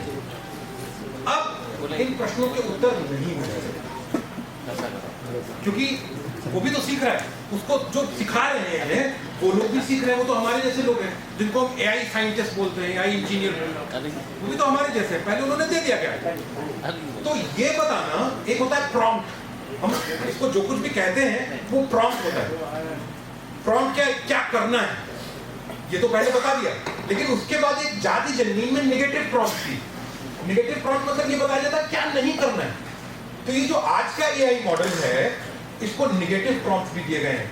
तुम अच्छी चीजें बताओगे, तुम एकेडमिक चीजें बताओगे, तुम डायलमा अगर किसी का कुछ है उसके आंसर दोगे, लेकिन अगर कोई हार्मफुल चीज है, तुम बंदूक बनाना नहीं बताओगे, तुम बम बनाना नहीं बताओगे, तुम सेल्फ हार्म नहीं बताओगे, तुम ड्रग्स लेने के तरीके, बेचने के तरीके नहीं बताओगे।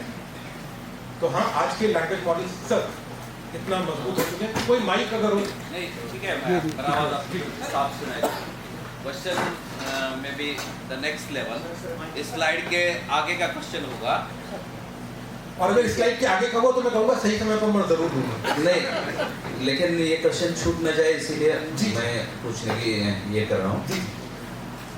अभी जो आपने बोला कि AI टेक्नोलॉजी में जो साइंटिस्ट बैठे हैं उन्होंने इकट्ठा ज्ञान किया है, तो मेरे बहुत सारे स्टूडेंट हैं, मेरे दामाद भी है, मेरी बिटिया भी है जो डेटा साइंटिस्ट है, और मैं उनको देख रहा हूँ। What pleasure I get in my work place they won't. Second, दूसरा है कि वो कोडिंग डिकोडिंग के लैंग्वेज में वो फैमिली जो इतना खुश नहीं देख रहा चेहरे, वो हो रहा है, और उनका लैंग्वेज प्रोसेस भी बदल गया है घर में चर्चा करते हुए। So that's the question in my mind.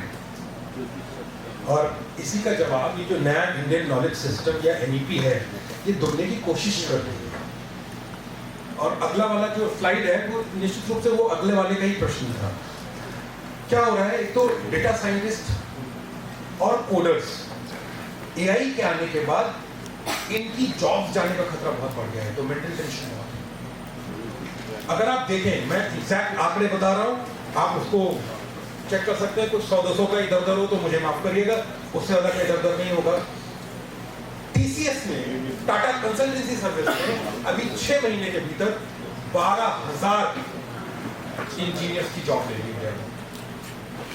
और वो क्या थे, वो मिड लेवल या जूनियर लेवल कोडर्स। माइक्रोसॉफ्ट ने पिछले 2024-2025 के 2 सालों में 26,000 से ज्यादा साइंटिस्ट अपने कोडर्स को निकाल दिया। AI, अमेजन इंडिया में 1000 से 800 लोगों की छटनी करा है और वर्ल्ड वाइड 13,000 लोगों को पिछले साल निकाला। तो हर तरफ ले ऑफ्स। ये तो बड़ी कंपनीज के मैंने नाम दे दिए। क्यों? अभी तो हम लार्ज लैंग्वेज मॉडल्स की बात कर रहे हैं। 2025 सन था लार्ज लैंग्वेज मॉडल का, 2026 इरा होगा एजेंट्स का। एजेंट्स क्या करने वाले? एजेंट्स बड़े स्पेसिफिक काम करने वाले। एजेंट्स आपके लिए कॉल करेंगे, मतलब टेलीकॉलर्स की जॉब आगे जाने वाली। कोई ऐसे टेलीकॉलर को क्यों रखेगा जो 10 बजे आएगा, 8 बजे जाएगा, जिसको गुस्सा भी है, इमोशन भी है, फ्रस्ट्रेशन भी है, थकान भी है और सैलरी भी है, छुट्टी। ऐसा टेलीकॉलर क्या ही बढ़िया हो जिसको गुस्सा नहीं आता, जो एक दिन में 100 कॉल कर सकता है, जो 10 बजे आएगा नहीं, 6 बजे जाएगा नहीं, जिसके पिताजी बीमार नहीं पड़ेंगे, जो खुद भी बीमार नहीं पड़ेगा और थकेगा नहीं। 2026 में आपके पास अभी ऐसी कॉल्स आनी शुरू हो गई हैं, लेकिन 2026 में एंड तक आते आते मुझे लगता है आपके पास 70% से ज्यादा ऐसी कॉल्स आ रही होंगी जो स्पैम होंगी, लेकिन उधर की तरफ दूसरा कोई कॉलर नहीं बैठा होगा। बैठा होगा एक एजेंट जो कॉल कर रहा होगा। अगली जॉब किसकी जाने वाली? अगली जॉब क्लर्क की जाने वाली है, क्योंकि क्लरिकल जॉब्स एजेंट कर रही है। अगली जॉब जाने वाली है कॉपी राइटर्स की, जो बैठे हुए स्टोरीज लिख रहे हैं। टेक्निकल, अगर साइंटिफिक वो है, जर्नल बन रहा है, तो जो कॉपी राइटर है उसकी जॉब जानी है, एडवर्टीजमेंट में जॉब जानी है, हर जगह जॉब जानी है। लेकिन फिर कौन करेगा वो जॉब? अब यहाँ पर पीछे मुड़ के देखने की जरूरत है। जरा बताइए, पहले हम अपने बचपन से लेके आज तक चलते हैं, हमारे बचपन में ऐसी कौन कौन सी जॉब थी जो हम देखते थे और जिनके बिना काम नहीं चलता था, लेकिन हमें आज याद भी नहीं आती? सर, एसटीडी बूथ वाले की गई, एसटीडी बूथ वाले की गई, लेकिन आईटी टेक्नोलॉजी के साथ नहीं। वो कुछ तो काम कर रहे हैं ना, और पीछे चलते हैं। उसमें भी जॉब गई, लेकिन टेक्नोलॉजी आई तो कितने सारे जोमेटो, स्विगी, अमेजन पर खुशी आपके घर लाने लगे। हाँ, साइबर कैफेज गए, और पीछे चलते हैं ना, और ज्यादा आपके घर तक आने वाले लोग। जरा देखिए कि कितने हॉकर्स दिखाई पड़ते हैं जो अखबार लेकर के आपके घर तक आते हैं। कितने दिखाई पड़ते हैं? रेडियो लेकिन एफएम का रूप ले लिया, थोड़ा सा बदला है। वो शॉर्ट वेव और मीडियम वेव थोड़ा कम हो गए, लेकिन रोल वाला कैमरा, सर रोल वाला कैमरा इतनी तेजी से गया, लेकिन मैं और पीछे चला गया। वो घिश्ती की जॉब गई। घिश्ती समझते हैं? कच्ची सड़कें होती थी, धूल भरे सड़क होती थी, शाम को धूल उड़ने लग जाती थी, तो एक आदमी मशक बोलते थे उसको, मेरी लैंग्वेज में, तो आप क्या बोलते थे पता नहीं, चमड़े की, और फिर पानी भर करके रोड को। एक दिन इलेक्ट्रिसिटी आ जाती है, जानते हैं किसकी जॉब जाती है? कई 100 सालों से एक आदमी काम कर रहा है कि स्ट्रीट लैंप है, उसमें तेल भर करके ऊपर दिया जैसा जलता था, रात में जलाने की और सवेरे बुझाने की। एक दिन स्ट्रीट लैंप आया, चला गया, और न जाने ऐसे कितने काम। तो समय के साथ काम जाते रहे हैं, लेकिन उतनी तेजी से नए काम आते रहे, लेकिन किनके लिए वो काम आते हैं? आज भी एक बेरोजगारों की फौज है, एक रोजगार वालों की फौज है।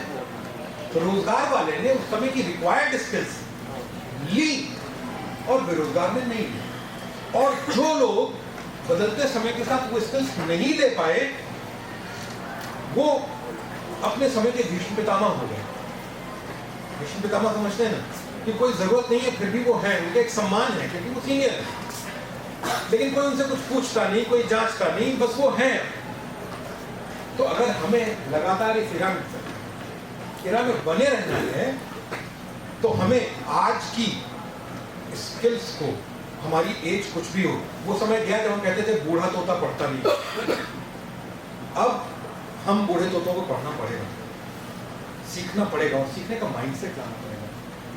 ये कुछ एजुकेशन सिस्टम्स है वर्ल्ड के टॉप, इसमें एक नहीं आ पाया, वो है चाइनीज, उसको भी मैं बात करूंगा।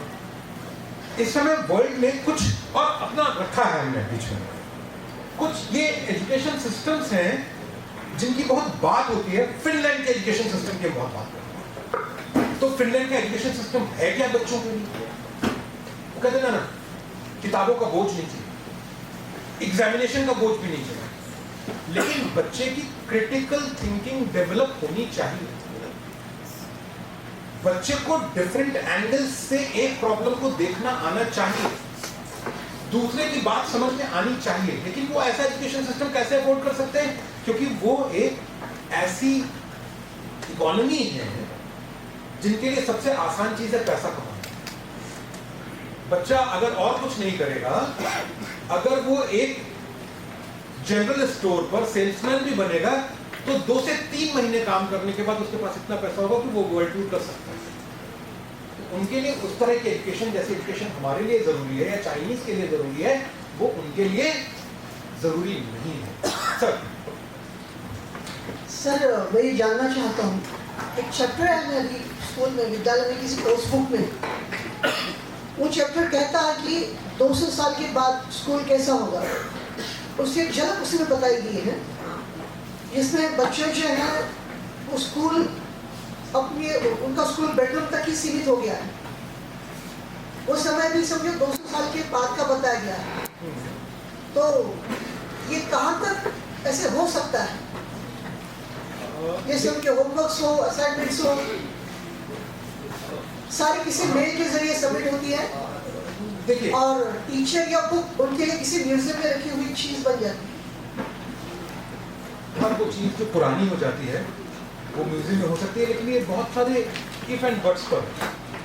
आज से 3 साल पहले अगर मैं बात कर रहा होता तो शायद मैं एआई पर बात भी नहीं कर पाता, क्योंकि थी ही नहीं। टेक्नोलॉजी में हर एक नई चीज इतनी तेजी से आती है कि जो हमारी पहले की कल्पना है उसको डिस्टर्ब कर देती है। तो जरूर जब भी ये चैप्टर लिखा गया होगा तो ऐसा संभव होगा, लेकिन अब जो टेक्नोलॉजी आ रही है वो हमें एक लिबरेशन दे रही है कि वर्क फ्रॉम होम शुरू हो गया ना, अब हम ऑफिस तक बंधे हुए नहीं है। तो उसका रिजल्ट क्या हुआ? कोई पहाड़ों में बैठा हुआ अपना काम कर रहा है, उसकी सैलरी इतने टाइम पर आ रही है। कोई समंदर के किनारे बैठा हुआ अपना काम कर रहा है, तो ऑफिस से हम लिबरेट हो गए। दोनों ही चीजें पॉसिबल हैं, या कहूं मैं तीनों ही पॉसिबिलिटीज हैं कि हो सकता है हम क्लासरूम में भी बैठे हों, हो सकता है हम बाहर घूम कर भी पढ़ रहे हो और घर में भी हो। It depends. टेक्नोलॉजी आपको एक कहीं फ्लेक्सिबिलिटी देगी कि आपको केवल क्लासरूम में बैठ करके पढ़ने की जरूरत नहीं है, लेकिन अगर क्लासरूम में पढ़ना है तो आप पढ़ सकते हैं। कोविड के टाइम पर हमने वो देखा, अचानक से जिस फोन को हमने हमेशा क्लासरूम के बाहर रखा, कोविड के टाइम में वो क्लास फोन के अंदर चली। यही तो हुआ, यही तो हमने सीखा था। और उसके बाद एजुकेशन वर्ल्ड कभी वैसा नहीं हो पाया जैसा कोविड से पहले था। हमेशा एक ऑनलाइन क्लास का ऑप्शन खुल गया। तो आपका उसका जवाब भविष्य में क्या होगा सर्टेनिटी के साथ कहना कुछ भी मुश्किल है। हाँ, तो पॉसिबिलिटी तो बहुत है कि इतनी सारी टेक्नोलॉजी आ जाए कि आपको रूम से बाहर निकलने की जरूरत ही ना हो। वो तो वैसे आज भी आ गई है। एक बच्चे को कंप्यूटर के साथ छोड़ दीजिए, अगर बच्चा अच्छा यूजर है तो अच्छा यूज करेगा, बुरा यूजर है तो बुरा यूज करेगा। तो कमरे से बाहर निकलने के लिए वो एक कम से कम फैक्ट्स जानने के लिए आज भी जरूरत थी। लेकिन मैं कहूंगा पहले भी शिक्षक की जरूरत थी, आज भी है और कल भी। मेरा ये मानना है शिक्षक को रिप्लेस नहीं किया जा सकता है, शिक्षक का रोल बदल सकता है। मैं सच बता रहा हूं, शिक्षक का रोल बदल सकता है, लेकिन एक शिक्षक के रूप में मुझे लगता है न पहले न आज न भविष्य में टेक्नोलॉजी मददगार हो सकती है, टेक्नोलॉजी बैसाखी हो सकती है, टेक्नोलॉजी एक बहुत बढ़िया आपका अंग हो सकती है, लेकिन टेक्नोलॉजी ह्यूमन वैल्यूज को रिप्लेस कर देगी, ह्यूमन टच को रिप्लेस कर देगी। आप एक बात बताइए, एक बच्चा जीत करके आया है, एक शिक्षक के रूप में आपने उसका कंधा थपथपाया, वो जो आपकी थपथपाहट की जो वार्मथ है, आपके चेहरे की जो खुशी है, वो जीत आपकी भी होती है। पता नहीं कितनों ने महसूस करी है, मुझे लगता है हम सब ने वो महसूस करी है एक ना एक टाइम पर। वो जो खुशी है ना, वो जो ट्रांसफर ऑफ एनर्जी है, वो टेक्नोलॉजी कैसे हो सकता है? रोबोटिक शरीर आ जाए, वो गर्माहट, वो ऊर्जा, भगवान न करे मैं कभी गलत, मैं उस दिन से डरूंगा। और डरना हमें चाहिए कि कहीं उतनी ऊंचाई पर न चली जाए तकनीक कि वो हमें रिप्लेस करने लग जाए। फिलहाल तो हमारा ऐसा कोई इरादा नहीं है। हाँ, माँ बाप को रिप्लेस कर दे और गुरु को रिप्लेस कर दे और रिश्तों को रिप्लेस कर दे। क्यों अचानक से चीन को 1 चाइल्ड पॉलिसी से मल्टीपल चाइल्ड पॉलिसी पर आना पड़ा? एक तो घटती जनसंख्या, और दूसरे पता है माँ बाप और बेटे के अलावा सारे रिश्ते मर गए। वहां कोई सगा भाई नहीं, कोई चचेरा भाई नहीं, कोई मामा नहीं, कोई बुआ नहीं, कोई फूफा नहीं, कोई मामी नहीं। आप सोचिए कि एक बच्चे की शादी दूसरे बच्चे से हुई, उनका भी एक बच्चा है। अब बताइए, मौसी भी नहीं है, बुआ भी नहीं है। अब बुआ नहीं है तो फूफा नहीं है, मौसी नहीं है तो मौसा नहीं है, मामा नहीं है तो मामी नहीं है। तो सोसाइटी पूरी बिखर गई। अगर ऐसी ह्यूमन वार्मथ कल को टेक्नोलॉजी रिप्लेस कर देगी, तो ऑलरेडी हम सुन रहे हैं कि यूरोप में अचानक से पॉपुलेशन डिक्लाइन हो रहा है। जापान क्या कह रहा है कि अरे भाई, बच्ची नई पीढ़ी आनी चाहिए, और उसके लिए कितने इंसेंटिव्स रख रहा है। ह्यूमैनिटी खतरे में आ जाएगी उस कल्पना के साथ। तो शिक्षक जितनी भी हम बात कर रहे हैं, इन सब में ये सब शिक्षक होने चाहिए, चाहे वो इथिक्स हो। मैं थोड़ा सा जल्दी करूंगा, शायद मैं टाइम ज्यादा ले रहा हूं। सिंगापुर में थिंकिंग पर जोर है कि आप सोचिए, एग्जाम भी दीजिए, और इसीलिए सिंगापुर इंस्टीट्यूट ऑफ टेक्नोलॉजी जैसे इंस्टीट्यूट इस समय वर्ल्ड में रूल कर रहे हैं। बहुत सारी अमेरिकन और चाइनीज यूनिवर्सिटीज को पछाड़ चुके हैं। फिर जापान मॉडल, सच जापान की जो शिक्षा है वो हमारे बहुत करीब की है। तो एक समय उन्होंने बड़ा टेक्नोलॉजिकल बूम देखा, लेकिन जब पेट भर जाता है तब शिक्षा का असली जब शिक्षा रोजगार से अलग हो जाती है तब वो शिक्षा अपने असली रूप में आ जाती है। तो वो मॉरल्स पर बहुत जोर दे रहे हैं। और इंडिया जो हमारा नया है, इंडियन नॉलेज सिस्टम, वो संस्कार के चारों तरफ बंधा हुआ है। तो अगर हम पिरामिड को लें तो पिरामिड के बेस में संस्कार होना चाहिए, उसके ऊपर एथिक्स आ जाएंगे, वैल्यूज आ जाएंगी, और फिर सबसे ऊपर इंफॉर्मेशन उसका एक छोटा पार्ट है और वो छोटा ही रहना चाहिए। लेकिन अभी मैं जो हमारा क्लर्क बनाओ बेस्ड, इंडस्ट्रियल एरा बेस्ड जो एजुकेशन सिस्टम है, वहां पर इंफॉर्मेशन सुप्रीम है। तो इंफॉर्मेशन सुप्रीम है तो एआई हमारे लिए चैलेंज बनकर के उभर रही है। लेकिन अगर हम वैल्यू बेस्ड एजुकेशन कर देंगे तो एआई हमारे लिए एक टेक्नोलॉजिकल सपोर्ट बनकर उभरेगी। हमेशा जान लीजिए कि शिक्षा अगर एक बहुत बड़ा बढ़िया व्यंजन है तो टेक्नोलॉजी बढ़िया वाला नमक हो सकती है। अगर ज्यादा हुई तो हम खा लेंगे। सब बताओ, टेक्नोलॉजी के साथ बहुत काम है, अगर ज्यादा हो तो हम खा नहीं पाएंगे। तो ना ओवर यूज, ना ओवर ग्लोरिफिकेशन। सोचिए, रामायण में बहुत सारे छोटे पात्र भी हैं जो अपनी चीज कर देते हैं। मंथरा का रोल हम बड़ा करना शुरू करते हैं। मंथरा से परिचित हैं? मंथरा का रोल हम बड़ा करने लग जाए, राम से भी बड़ा कर दे, सीता से भी बड़ा कर दे, हम कौन सी शिक्षा लेंगे? तो हर एक चीज का रोल उसका जितना होना चाहिए उसी में यूज हो, और तभी मुझे लगा खत्म। आगे बढ़ रहे हैं, आगे बढ़ रहे हैं। ये कह रहे खत्म करो, आगे बढ़िए, आगे बढ़िए। अब टेक्नोलॉजी क्या नहीं कर सकती? टेक्नोलॉजी नॉलेज दे सकती है, फैक्ट्स दे सकती है, उसको बहुत बढ़िया तरीके से बता सकती है, इन्फोग्राफिक्स, फ्लैश कार्ड्स, पॉडकास्ट, सब कुछ। लेकिन वो विजडम नहीं दे सकती, वो प्रज्ञा नहीं दे सकती, वो सही सोचने का, बैलेंस सोचने का तरीका नहीं दे सकती। मैं 2 मिनट तक एआई से बात करूंगा और एआई से उतनी ही बात करूंगा, एआई मुझे वही आंसर देगी जो मैं चाहता हूं। एआई बड़ी तेजी से काम करती है, उसका एल्गोरिथम बड़ी तेजी से काम करता है। गुरु क्वेश्चन करता है। जानते हैं गीता कहां से आई? गीता अर्जुन के प्रश्न से जन्मी है। गीता कृष्ण के उत्तर से नहीं जन्मती है, अर्जुन के प्रश्न से जन्मती है। यानी विद्यार्थी से शुरू होती है और गुरु कृष्ण पर खत्म होती है। लेकिन अगर आप ये रथ वगैरह भी देखें, ये रथ टेक्नोलॉजी, ये रथ विद्यार्थी और शिक्षक के पांव के तले रहेगा तो शिक्षा और विजडम मिलती रहेगी। लेकिन अगर हम रथ को धक्का देने लगे तो फिर घोड़े ही हमें चलाएंगे। घोड़ा इधर जा रहा है, हम तो घोड़े को मदद कर रहे हैं। तो ये कैच बहुत जरूरी है। क्या है? अर्जुन का प्रश्न आता है, कृष्ण का जवाब आता है, लेकिन अर्जुन का अगला प्रश्न उससे और गहरा आता है, तो कृष्ण का जवाब उससे और गहरा आता है, और आखिरी तक आते आते प्रश्नों की गहराई पाताल नहीं कहूंगा, पाताल थोड़ा नेगेटिव हो जाता है, बहुत गहरे अंतर तल में चली जाती है और उतने ही गहरे जवाब आते चले जाते हैं। तो लोग कहते हैं गीता कृष्ण ने कही, बहुत सही बात है, लेकिन अर्जुन ने कही बात। तो जिज्ञासा और जिज्ञासा के उत्तर ये हम ही लोगों से आएंगे, और टेक्नोलॉजी हो सकता है उसमें गति दे दे कि बहुत जल्दी से गुरु को दे दे ये दो, और गुरु उसमें से तुरंत फिल्टर करे और आगे बढ़ाए, तो एआई केवल की मददगार। लेकिन अगेन फिर से मैं कह रहा हूं, सभी गुरु जी लोग इस सभागार में बैठे हुए हैं, इसको आप इग्नोर करके नहीं जी सकते,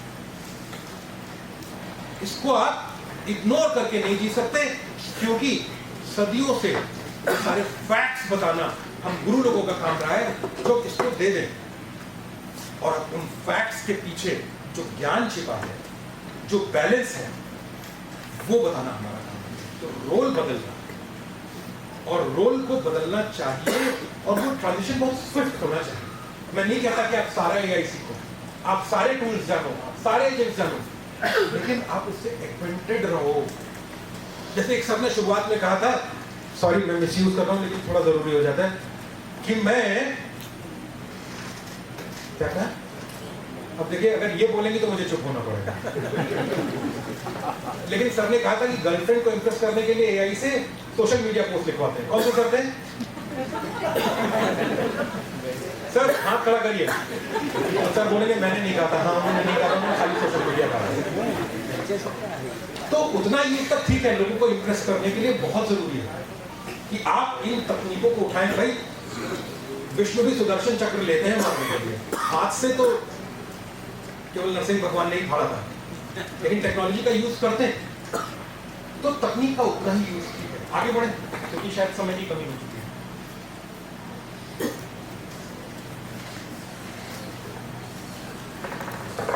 एआई आपको केवल इफिशियंसी देगी, आप इफिशिएंट पहले से हैं, लेकिन हमने सुना है ना 6 मुख वाला हमारे ईश्वर कैसे हैं?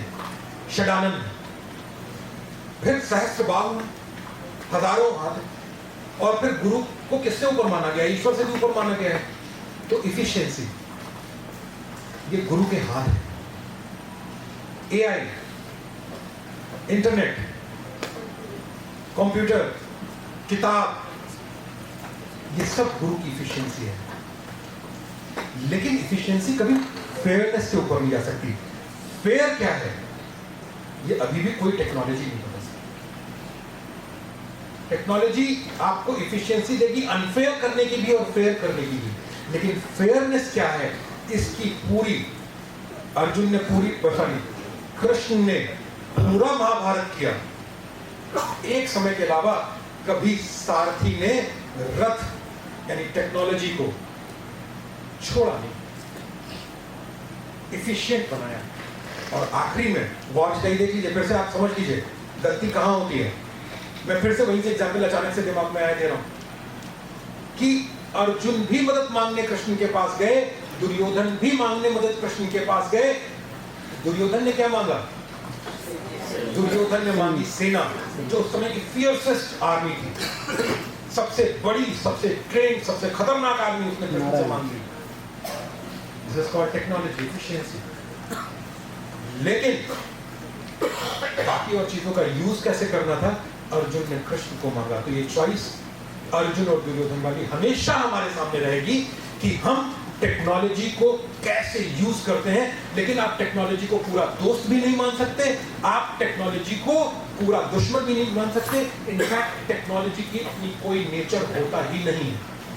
टेक्नोलॉजी का वही नेचर होता है जो उसको यूज कर रहा है। जैसे एक शेर है लोहे को लेकर, बड़ा अच्छा सा शेर है। फूल को खार, खार मतलब कांटा, फूल को खार बनाने पे तुली है दुनिया, फूल को कांटा बनाने पर तुली है दुनिया, फूल को खार बनाने पे तुली है दुनिया, खुद को दीवार बनाने पे तुली है दुनिया। अब देखिएगा आगे टेक्नोलॉजी है, हमने लोहे को गला के खिलौने ढाले, उनको तलवार बनाने पे तुली है। तो टेक्नोलॉजी और कुछ नहीं। टेक्नोलॉजी अगर आपके हाथ में, आप उससे फूल करके आप एटम बम कर ले दो, लेकिन उसी एटॉमिक एनर्जी से आप बड़े बड़े रिएक्टर्स बनाओ और ये पंखे चला लो और अपना पसीना सुखा लो। टेक्नोलॉजी दोनों तरफ है, चाहो तो मेडिकल साइंस की तरफ लग जाओ, चाहो तो बम बनाने की तरफ लग जाओ। तो टेक्नोलॉजी का अपना नेचर नहीं है। टेक्नोलॉजी के पीछे हम जो बैठे, तो हमारा नेचर है जो हम टेक्नोलॉजी कैसे यूज उसका बताते हैं। तो फेयरनेस, किसी भी एजुकेशन सिस्टम में अगर फेयरनेस नहीं है, केवल एफिशिएंसी है तो फेल है। अगर केवल फैक्ट्स हैं तो फेल है। लेकिन अनफॉर्चुनेटली हम सब लोग इंडस्ट्रियल एरा के स्कूल्स की देन है, जहां पर हमें इतनी सारी किताबें खरीदना, खत्म करना एक साल में जरूरी है, क्योंकि वही हमारी एफिशिएंसी है। हमने फेयरनेस की कितनी बातें करी क्लास में, जरा 2 लगातार क्लासेस हम अपने सब्जेक्ट से अलग रखकर के लिए शिकायत आ जाएगी। मेरे हेड ऑफ द डिपार्टमेंट से शिकायत आएगी कि ये तो पता नहीं क्या पढ़ाते रहते। फिर उसके ऊपर प्रिंसिपल आएगा, बताइए आपने तो ये वाला वो क्या लेसन प्लान दिया था, लेकिन आपकी क्लास में तो ये चल रहा था, बताइए। तो हमारे सिस्टम में अभी जरा फेयरनेस की पढ़ाई कम है, वैल्यू की पढ़ाई कम है। लेकिन आई होप NEP के साथ, इंडियन नॉलेज सिस्टम के साथ अगर हम ईमानदारी से कोशिश करें, शायद धीरे धीरे विंडो बनना शुरू हो जाए। वो आशा सबसे बड़ी चीज है और आशा एक शिक्षक के रूप में हमें हमेशा बरतनी चाहिए। AI रिकम्बाइन, सभी जो मैं कह रहा हूँ, AI कुछ नया क्रिएट नहीं कर रही है, कुछ भी नया क्रिएट नहीं कर रही है।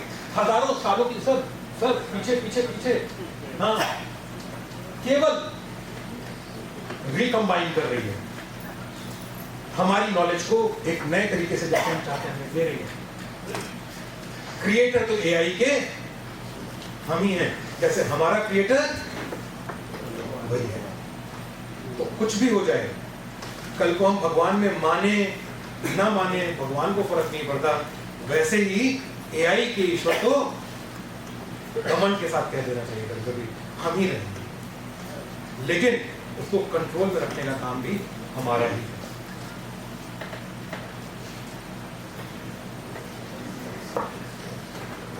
इनर लिटरेसी,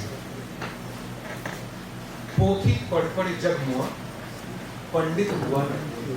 कितने सारे डिग्रीधारी को पाएंगे बहुत ही बेकार सी बातें करते हैं, होता है ना, डबल PhD है, ट्रिपल MA है, लेकिन जिस समय कुछ बोले तो फिर वो इनर लिटरेसी झलक जाती है। और कई बार कबीर को पढ़ लीजिए ना, पोथी पढ़ जग मुआ भया न पंडित कोई, है ना। तो ऐसी चीज, ऐसा एजुकेशन सिस्टम जो इनर लिटरेसी न दे, जो एम्पैथी न दे, जो सिंपैथी न दे, जो डिफरेंट पॉइंट ऑफ व्यू से, डिफरेंट पर्सपेक्टिव से एक ही सब्जेक्ट को सोचना न सिखाए, उसके लिए हिंदी में कविता की एक लाइन है कि शिक्षे तेरा नाश हो, तू नौकरी के हित बनी। और शिक्षा जो केवल नौकरी के लिए बनी है वह विनाश हो जानी चाहिए। लेकिन हम सब उसी से नौकरी पा रहे हैं, हम सब भी उसी से कमा रहे हैं, लेकिन क्या पूरी प्रैक्टिस के बाद भी हमें खुद से पूछना चाहिए, अगर हम अपने स्टूडेंट को इनर लिटरेसी नहीं दे पाए, उसके लिए तैयार नहीं कर पाए, सेल्फ अवेयरनेस नहीं दे पाए, ये भी स्किल होती है सेल्फ अवेयरनेस की, क्या मैं सही कह रहा हूँ, क्या मैं गलत कह रहा हूँ, क्या जब दो लोगों की, हमेशा देखिए सेल्फ अवेयरनेस होने का ना होने का सबसे बड़ा रीजन क्या होता है, एक बार रोड पर एक्सीडेंट हो जाए, दोनों लोग लड़ रहे होते हैं, गलती किसकी थी, होता है ना। सबसे ज्यादा रोड रेज में सामने वाला कहता है तुम्हारी गलती थी और इधर वाला कहता है तुम्हारी गलती थी, दोनों में से कोई मानने को तैयार नहीं कि मेरी गलती या हम दोनों की। लैक ऑफ सेल्फ अवेयरनेस, तो सेल्फ अवेयरनेस बहुत जरूरी है, यही अल्टीमेट गोल होना चाहिए। सा विद्या या विमुक्ते, नॉलेज दैट लिबरेट्स। सर आगे नई हायरार्की जिसको NEP कोशिश कर रही है, करने की कोशिश कर रही है मैं कहूंगा, क्योंकि हम सब अभी वेल ट्रेन्ड नहीं है और जिस एजुकेशन सिस्टम से हम निकल करके आए हैं उसको अनलर्न भी करना, उसके बैगेज को उतारना भी है। तो टॉप संस्कार, पर्पस क्या है, जीवन का पर्पस क्या है, शिक्षा का पर्पस क्या है, नौकरी पा गए तो उसका पर्पस क्या है, पहला पर्पस। उसके बीच में हम मेंटोर्स बैठे हुए हैं जो उसको बताएंगे, और फिर बेस में ये सारे फैक्ट्स, ये सारे टूल, जिसको AI नाम दे लीजिए, पेन नाम दे लीजिए, बुक दे लीजिए, सब अपने समय पर टेक्नोलॉजी का मार्बल में है। कुछ पुरानी हो गई है, कुछ नहीं है, बाकी सब कुछ केवल माध्यम है इस ऊपर वाली चीज को अचीव करने के लिए। और अगर NEP मैं कहूँगा इसका 50-60% भी करीब ले आती है तो हम वापस उसी गुरुकुलीय पद्धति में पहुंच जाएंगे। नहीं, ये पीछे जाना नहीं है, ध्यान रखिएगा, ये बहुत आगे जाना है, क्योंकि जो जो लिटरेचर पढ़ता है हमारा पुराना, बहुत अच्छी बातें लिखी है। लिटरेचर की कोई अभी क्लास नहीं है तो उसके बारे में मैं बताता जरूर सर। अब सिलेबस में क्या होना चाहिए? सिलेबस में इंडियन नॉलेज सिस्टम लाने के साथ वैल्यूज को हम लाने की बात कर रहे हैं, कोर वैल्यूज जो ह्यूमैनिटी की हैं, जिसको मैंने अभी कहा कि हमें एक दूसरे की भावनाओं की, एक दूसरे की जरूरतों की, जैसा लिखा हुआ है को एग्जिस्टेंस, हम आजकल धीरे धीरे को एग्जिस्ट करना भूल रहे हैं। क्यों?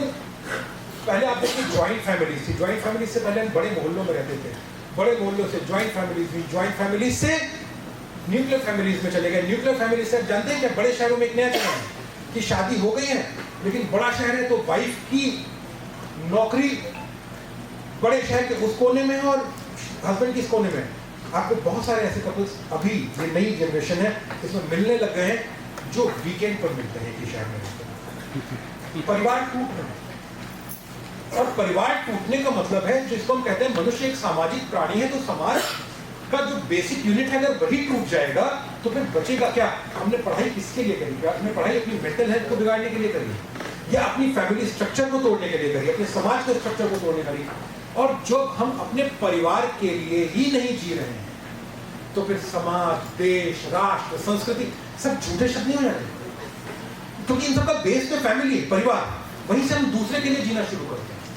तो ह्यूमन वैल्यूज, मार्क्स तो बहुत नीचे आते हैं, मीनिंगफुल होना पड़ेगा, एजुकेशन का मीनिंगफुल होना।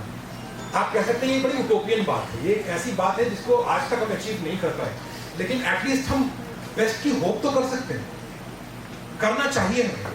अगर हम बेस्ट की होप भी नहीं कर सकते तो फिर बड़ा मुश्किल हो जाएगा हमारे आगे बढ़ने से। और सबसे एसेंशियल स्टेप किसी भी एजुकेशन की है कि चलो इंसान को इंसान बनाया जाए। हम सब केनाइंस के साथ कर रहे हैं। केनाइन जानते किस चीज का वो होता है? किस चीज का प्रतीक है केनाइन? केनाइन हिंसा का प्रतीक है, हमारे जानवर होने का प्रतीक है। और हम भी हमारे पास भी केनाइन है, फाड़ता है। लेकिन सिविलाइज सोसाइटी में वो रहे तो केनाइन हमारे पास, लेकिन जरूरी नहीं कि हम हमेशा उसका प्रदर्शन करें, उसको कोट बना कर करें। जब जरूरी हो तो ठीक है, कभी वंस इन अ वाइल, ना ही जरूरत पड़े तो बहुत अच्छा। तो एसेंशियल स्किल है कि हम ह्यूमन बने रहें, मशीन ना हो जाए। और जैसे मशीन हो जाते हैं तो बस हम कुछ ना कुछ प्रोड्यूस करते रहते हैं। हम एक अच्छे डॉक्टर हो सकते हैं, हम अच्छे इंजीनियर हो सकते हैं, लेकिन करप्शन का धुन कितनी देर में लग जाता है? जरा सी देर में। आगे नमस्ते। और इसके आगे जहां से मैंने फोटोग्राफ लिए मैंने उनको थोड़ा सा धन्यवाद भी कहा है, तो उनकी स्लाइड जरूर डाल दीजिए। अब मैं क्वेश्चन आंसर्स के लिए खुला हुआ हूं, अगर कोई क्वेश्चन वर्तमान टेक्नोलॉजी एजुकेशन, दो ही चीजें हैं, या तो मैंने बहुत बढ़िया बता दिया और मेरे विद्यार्थी टॉपर्स थे, भाई बस करो वाला बात हो गई।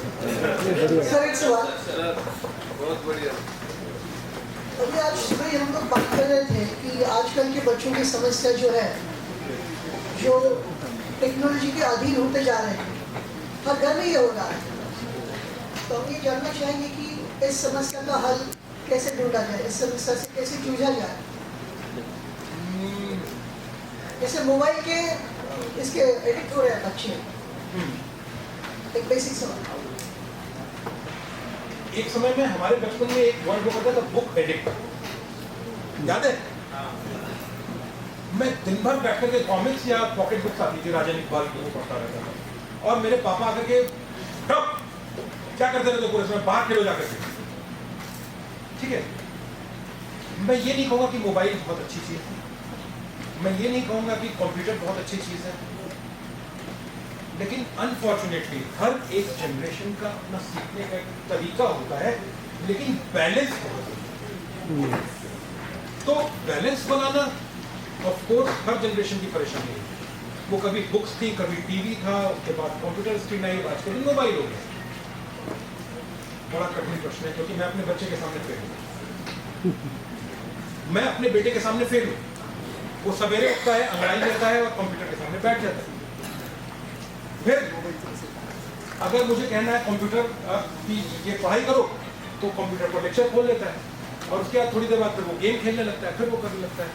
तो सच में एक इतना बड़ा स्ट्रगल है जिसका मैं ठीक से जवाब तो नहीं दे पाऊंगा। अगर मैं कोई जवाब देता हूँ तो बहलाने वाला हूँ। एक बशीर बख्श साहब का शेर है, कभी कभी उन बातों को हमने लोगों को समझाया है, शेर को जाने दीजिए, बात ले लीजिए, हमने उन बातों को लोगों को समझाया है जो खुद नहीं समझाई, वो लोगों को समझाया तो मैं खुद फेल हूँ अपने बेटे के सामने। लेकिन हाँ, प्रयास, निरंतर प्रयास, यही एक ईमानदार जवाब हो सकता है। सर इधर अभी मेरे सामने 3 क्वेश्चंस आ रहे हैं आपका लेक्चर सुनने के बाद। द फर्स्ट इज दैट ये पूरा जो 2020 का जो डिज़ाइन चल रहा है अपना सिलेबस फ्रेमिंग, करिकुलम फ्रेमिंग, वो फ्रेमिंग में क्वेश्चन है कि आप उसमें पार्टिसिपेट है कहीं भी, कोई से भी स्तर पे, स्तर छोड़ दो। केवल 1-2 जगहों पर बहुत माइनर, लेकिन वो केवल नाम, 1-2 जगहों पर बहुत माइनर, लेकिन वो केवल अपना नाम ऊंचा करने वाली बात है। No, not necessarily related to the name, just for the right process. तो मैं बताऊं, एनईपी में और भी बोर्ड्स हैं, जैसे IB international baccalaureate, IGCSE which is Cambridge board. तो एनईपी का एक बहुत बड़ा पार्ट उनसे लिया गया है, जैसे डबल एग्जामिनेशन सीधे वहां से लिया गया है। अलग अलग लेयर्स में एक ही क्लास में एक ही सब्जेक्ट को पढ़ाया जाना बच्चों को। हाँ, दूसरा क्वेश्चन ये साथ था, मैं इसलिए पूछा कि आप जैसे लोग ज़्यादा है वहाँ, कि आप डायरेक्टली ऐसे बोल रहे थे कि IPS इंडियन नॉलेज सिस्टम का, तो इंडियन नॉलेज सिस्टम का मानते हैं अच्छा, लेकिन मैंने देखा है खास तौर पर जब शिक्षकों की भी चर्चा होती है, even the teachers they are not ready to accept. They said that it is saffron technology, और saffron यूज करते वर्ड्स। एक तो मैंने बहुत सारे सिम्पोजियम में भी भाग लिया है, तो वहाँ भी ऐसे ही आता है, जब जो आता है ना, तो आपने कहा ओ that may be the God, creator, universal power, that may be changed, the name remain that one, लेकिन ऐसा कहते हैं कि नहीं ये ऐसा ऐसा होता है, टेक्नोलॉजी अलग है। मैं आपको बता दूं, हाँ जी, मैं इंडियन नॉलेज सिस्टम का बहुत बड़ा समर्थक हूँ। क्योंकि कोई भी नॉलेज सिस्टम अपने आप में खराब नहीं है। मैंने अभी चाइना के ऊपर बात करी, नहीं बात हो पाई क्योंकि जल्दी कम बात हो पाई। फिनलैंड की बात करी, सिंगापुर की बात करी, और जापान की बात करी। हर एक जगह का एजुकेशन सिस्टम की एक बेसिक वैल्यू और उसके ऊपर नॉलेज सिस्टम खड़ा हुआ है। अब अगर कोई कह रहा है कि केवल सैफरन है, तो थोड़ा सा पॉलिटिसाइजेशन हो जा रहा है उसका। वो इसलिए क्योंकि फिर मैं 2-3 बड़े पुरानी बातें करूंगा और मैं कहूंगा बताइए कि मॉडर्न में क्या हम उस पर डिबेट कर रहे हैं, और अगर नहीं कर रहे हैं तो पुराना सिस्टम क्या हो रहा है। मैं अगर आपसे पूछूं, बच्चा जिस समय लैंग्वेज सीखना शुरू करता है, उस समय वो लैंग्वेज सीखने की ब्रेन में प्रोसेस क्या होती है। और अगर मैं कहूं कि 2500 साल पहले आनंदवर्धन ध्वन्यालोक में इस पर डिबेट कर रहे थे, और 2 पूरे स्कूल्स थे बच्चे की लैंग्वेज सीखने की प्रोसेस को लेकर के, और 2 उन स्कूल्स के नाम थे अभितान्वयवाद और अन्विताभिधानवाद। How many of you know? ये जो टैग्स हैं, ये टैग्स हम केवल तभी लगा पाते हैं जब हमारे पास पीछे की नॉलेज नहीं होती, लेकिन पॉलिटिकल जागरूकता पूरी। ठीक है, मैं बताता हूँ आपको। अब लड़ाई चल रही है 2500 साल पहले प्राचीन नॉलेज सिस्टम में स्कॉलर्स के बीच में कि बताइए बच्चा लैंग्वेज कैसे सीखता है। वो पूरा, मैं कहता हूँ जाओ पानी ले आओ। अब बच्चा पहले पूरा सेंटेंस सुनता है और मेरे एक्शन से देखता है, और फिर बाद में अपने ब्रेन में एक एक वर्ड को एनालाइज करता है। अन्वित मतलब जुड़ा हुआ, अभिधान मतलब ताड़ तोड़ करके उसको सीखना। पहले पूरा सुना, एक्शन से जाना, और फिर उस वर्ड्स को तोड़ तोड़ के उनका मीनिंग निकाला और ऐसे सीखा।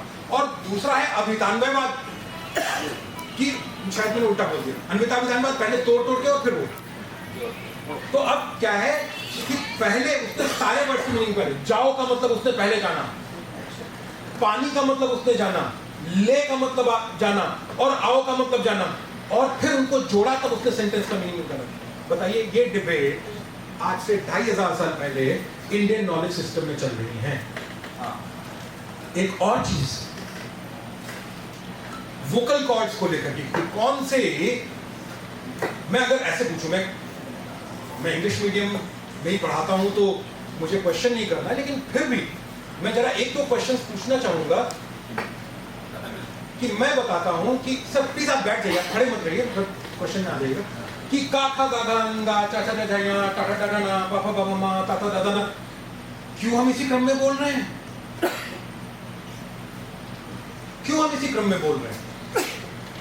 क्या ये किसी एजुकेशन सिस्टम से निकला है? बस रैंडमली बना दिया गया? नहीं, रैंडमली नहीं बनाया गया है। अब जो फोनेटिक्स पर इतना एडवांस जो एजुकेशन सिस्टम काम कर रहा है कि वो कहता है कि का फैमिली है, का खा गा गा ना, वो सबसे पहले इसलिए आती है, और उसमें भी का सबसे पहले इसलिए आता है कि आप अपने गले में का से नीचे अपने, जिसको भी शक हो वो अपनी उंगली नीचे रख करके देख ले, का यहां से आएगा, ख यहां से आएगा, ग यहां से आएगा, खा यहां से आएगा, और अंगा यहां गले से निकलते हुए नाक से निकलेगा। इसलिए का सबसे पहले आती है। ये एजुकेशन सिस्टम की देन।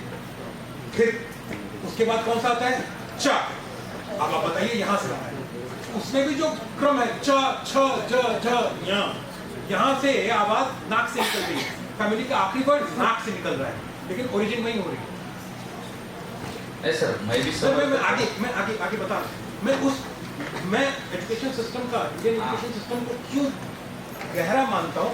ऑफ कोर्स मॉडर्न बनाने की जरूरत है, ऑफ कोर्स और रिसर्च करने की जरूरत है, ऑफ कोर्स उसे और नए डायमेंशन देने की जरूरत है, लेकिन अगर हम रिजेक्ट कर देंगे केवल ये कह के तो फैशन है, तो ये दुर्भाग्य अपने घर के भ्रम फैलाते हैं जो लोग जो है, और उसके कारण जो जहाँ जहाँ लिटरेचर जो मिलता है, समझो मुझे जो लिटरेचर मिल गया है, जो लेक्चर मिल गया है, जो मुझे नॉलेज बेस्ड मुझे आइडियोलॉजी मिल गई, तो वो वहाँ बढ़ते चले जाता है। हमने अक्सर ऐसा देखा है, आपने भी देखा है कि जहाँ जहाँ मीडिया नहीं पहुँच रहा था पहले, तो वहाँ की लोकेलिटी की थिंकिंग कैसे बन गई और किस रास्ते पे ले चले गए, ये क्यों होता गया?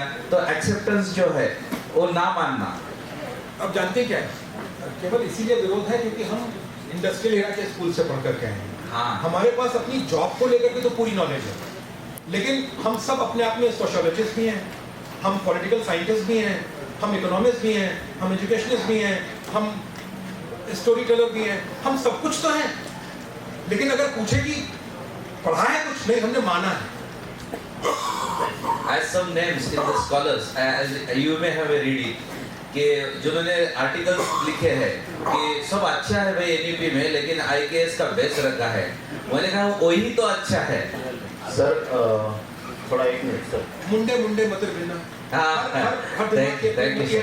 लेकिन वही है, सा विद्या या विमते, नॉलेज ही जनरेट कर सकती है। कोई सिस्टम गलत नहीं है। आप यहाँ चाइनीज सिस्टम भी लाइए, गलत तो वो भी नहीं, लेकिन क्या हमें सूट करता है? सूट करने वाला चाहिए। हमें तो सूट हमारा सिस्टम करेगा। हमने देख लिया मैकॉले के सिस्टम पर इतने साल चल रहे। अगला कोई ये सत्र के लिए अभी जय हिंद सर। इसके बाद माइक इधर आप फिर एक सवाल है सर टेक्नोलॉजी को लेकर के। मैं अभी फिलहाल सैनिक स्कूल में कार्यरत हूँ। मैंने खुद ने रिसर्च किया 4M, मॉल, मोबाइल, मूवी और मोटरसाइकिल। इस एडिक्शन में हर एज का बच्चा फंस चुका है। आपने अभी कहा कि गुरुकुल में श्री राम पढ़े, श्री कृष्ण पढ़े। टेक्नोलॉजी उस समय भी थी, रावण ने हवाई जहाज उड़ाया था वेदों के शास्त्र से, उसमें वो शक्ति थी। उस समय की टेक्नोलॉजी और आज की टेक्नोलॉजी में अगर मैं मेरे स्कूल को 12th तक इन टेक्नोलॉजी से दूर रखे, फिजिकल फिटनेस और मेंटल एबिलिटी दे करके मेंटल एजिलिटी तक अगर ले जाऊं, तो मैं सही कर रहा हूं या गलत कर रहा हूं? यही सवाल है। सिखाने का कोई भी तरीका गलत नहीं होता। मान लिया आप शरीर को और दिमाग को अलर्ट कर रहे हैं, तो अगली बात है कि अलर्ट करते समय हमेशा एक ईगरनेस बच्चे में बनाएं कि वो सीखना सीखे। सीखना एक बहुत बड़ी स्किल होती है, जिसमें वो तैयार हो हर नई चीज को सीखने के लिए। अक्सर हम उसमें रहते हैं, हम तुमसे सीखेंगे, अरे हम इससे सीखेंगे, अरे हम ये सीखेंगे इस उम्र में, वो वाली भावना नहीं आनी चाहिए। टेक्नोलॉजी का अपनी एक वैल्यू है। मैंने कहा ना, दाल में नमक के बराबर, लेकिन दाल तो काली है, उसका प्रोटीन आप कहीं और कहाँ पाएंगे, उसका स्वाद भी कहीं और नहीं पा सकते। तो जहां टेक्नोलॉजी ओवर पार नहीं कर सकती एजुकेशन को, लेकिन एजुकेशन में मैं ये भी कहूंगा टेक्नोलॉजी को बैन कर देना भी पूरे ढंग से। अल्टीमेटली आप देखिए ना कि बच्चे को हाथ पांव बांध करके स्विमिंग पूल में फेंक दिया, वो तैरने की तकनीक ही तो है जो उसे पार लगाई। वो तकनीक का प्रयोग कर रहे हैं, आप जान रहे हैं मैं क्यों कह रहा हूँ, आप नहीं दिखाई थी वो तकनीक मुझे। इसके बाद के जी इसके बाद के सवाल जो है अभी, इसके बाद जो चाय-पान के लिए हम बाहर रुकने वाले हैं वहाँ पर आप सवाल कर सकते हैं, समय की पाबंदी। एक आखिरी सवाल है अभी। जय हिंद सर। सर मेरा अभी आपने जो कंक्लूड किया, essential skill is to remain human, right? तो मेरा ये मानना है कि कोई भी बात तब तक फलती या फूलती नहीं जब तक उसको राजाश्रय ना मिले। तो क्या ये मेरा मानना सही है? एकदम सही है। Thank you. देखिए ना, बौद्ध धर्म भी तभी खोला जब अशोक ने अपना लिया। एग्जैक्टली। कोई भी तो इसी बात को मद्देनजर रखते हुए मेरा ये सवाल है कि अगर हम एनईपी के थ्रू या एजुकेशन सिस्टम में इफ वी आर एक्सपेक्टिंग कि essential skill is to remain human, तो अगर ये बात को बढ़ावा मिलना चाहिए तो इसके लिए लीडर्स होना चाहिए, फिर वो पॉलिटिकल लीडर्स हो या एजुकेशन में लीडर्स हो या इंस्टीट्यूशन में लीडर हो, तभी जाकर आने वाली जनरेशंस ये बात को मानना शुरू करेंगे कि essential skill is to remain human, right? एकदम। तो इस बात को मद्देनजर रखते हुए हमको अभी, जैसे कि मैं प्रिंसिपल भी हूँ एजुकेशन में, मैं पूरा फर्स्ट स्टैंडर्ड से लेके 10th स्टैंडर्ड 12th स्टैंडर्ड का पूरा सिलेबस पढ़ा हूँ, हर सब्जेक्ट का सिलेबस पढ़ा हूँ। तो मैं ये देखना चाहता हूँ कि ऐसी कौन सी बात है कि जो बच्चों में चेंजेस लाए, ट्रांसफॉर्मेशन लाए उनमें, तो मुझे ऐसा कुछ ज़्यादा इससे फील नहीं होता। तो मैं ये आपसे पूछना चाहता हूँ कि आप क्या बदलाव चाहते हैं? अभी फिलहाल अभी जो एनईपी है, what NEP is going to give us, कि एक स्किलफुल लेबर तैयार कर रहा है एनईपी, कि जो भाई खुद के पाँव पर खड़े रहो और कुछ कमाए। मतलब ये जो बेरोजगारी है ये वो, उसका प्राइम तो इंटेंशन वही है जहाँ तक मैं समझ पाता हूँ। मगर अगर हमको कुछ उससे भी ज़्यादा अच्छा चाहना चाहिए तो एजुकेशन में या सिलेबस में हमको क्या इनपुट देना चाहिए? This is my question to you. I hope आप तो धन्यवाद आप लोगों का बड़ा समय। आप सभी का धन्यवाद। इसके पश्चात आज के समारोह के अध्यक्ष श्रीमान बंसोड़ी सर जी अध्यक्षीय समापन करेंगे। एक केवल 2 मिनट के लिए रुकिए, इसके बाद बाहर के आंगन में चाय पान के लिए रुकना है।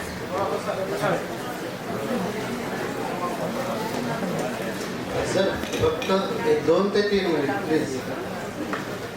संस्कृती संवर्धन मंडळ सरोळी यांनी आज राज्यस्तरीय मुख्याध्यापकांसाठी 2 दिवसीय अधिवेशन आयोजित केलं होतं।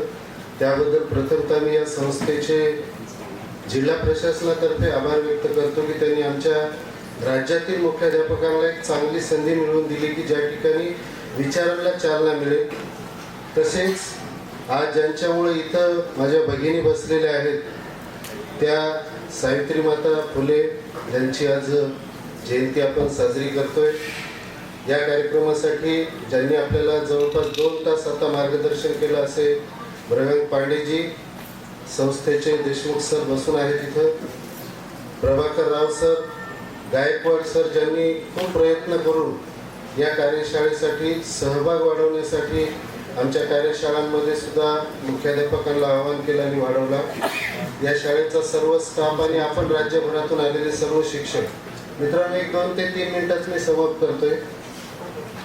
बरेच वेळेस काय होतं AI, पण आमच्या तोंडात येतं की AI हे काय व्हायले, आपण जसं घाबरून मायव म्हणतो ना आपल्या शुद्ध भाषेत, तसं AI म्हणायची वेळ हे काय करून ठेवलेलं आहे। पण जर आपण पाहिलं तर कुठलीही टेक्नॉलॉजी येऊ किंवा कुठलंही यांत्रिकीकरण जरी झालं तरी भविष्यामध्ये त्याच्यावर उपचार किंवा त्याच्यावर पर्याय असतातच। आणि आपल्या बाबतीत काय होतं, एक न्यूटनचा लॉ आहे किंवा नियम आहे ज्याला आपण जडत्वाचा नियम म्हणतो, माहीत असेल सर्वांना, इंग्रजी माध्यमवाले त्यालाच लॉ ऑफ इनर्शिया। जी मूळ स्थिती आहे ती आपण बदलायला वेळ घेतो शरीर किंवा आपल्याला ती मानसिकता नसते। बसमध्ये फिरताना आपण गाडी वळली तर आपल्याला लवकर जात नाही किंवा फिरले जात नाही, तर हा जो नियम आहे तोच आपल्यासाठी लागू होतो। म्हणून आपल्याला AI आलं की सगळ्यांना भीती, किंवा आता सरांनी सांगितलं एवढे जॉब गेले एवढे गेले, पण तेवढेच नवीन क्रिएट पण झाले, कारण फक्त त्याचं स्वरूप बदललेलं आहे। आमचं घड्याळ गेलं भिंतीवरचं, पण इथं आलं, आणखी पुढं भविष्यामध्ये याच्याही पुढचं टेक्नॉलॉजी येईल। त्यामुळं मला वाटतं की ह्या सगळ्या गोष्टींना भ्यायची गरज नाही आहे. आणि भविष्यामध्ये डाटा हा सगळ्यात पॉवर गेम राहणार आहे. जगातलं भविष्यातलं युद्ध जसं सरांनी सांगितलं की ते सर्व्हर थंड ठेवण्यासाठी, पण ते सगळं डाटासाठी चालणार आहे. त्यामुळे वर्ल्ड वॉर 3 जर होईल तर डाटासाठी होईल. ज्याच्याकडे जास्त डाटा तो सर्वात पॉवरफुल देश असणार.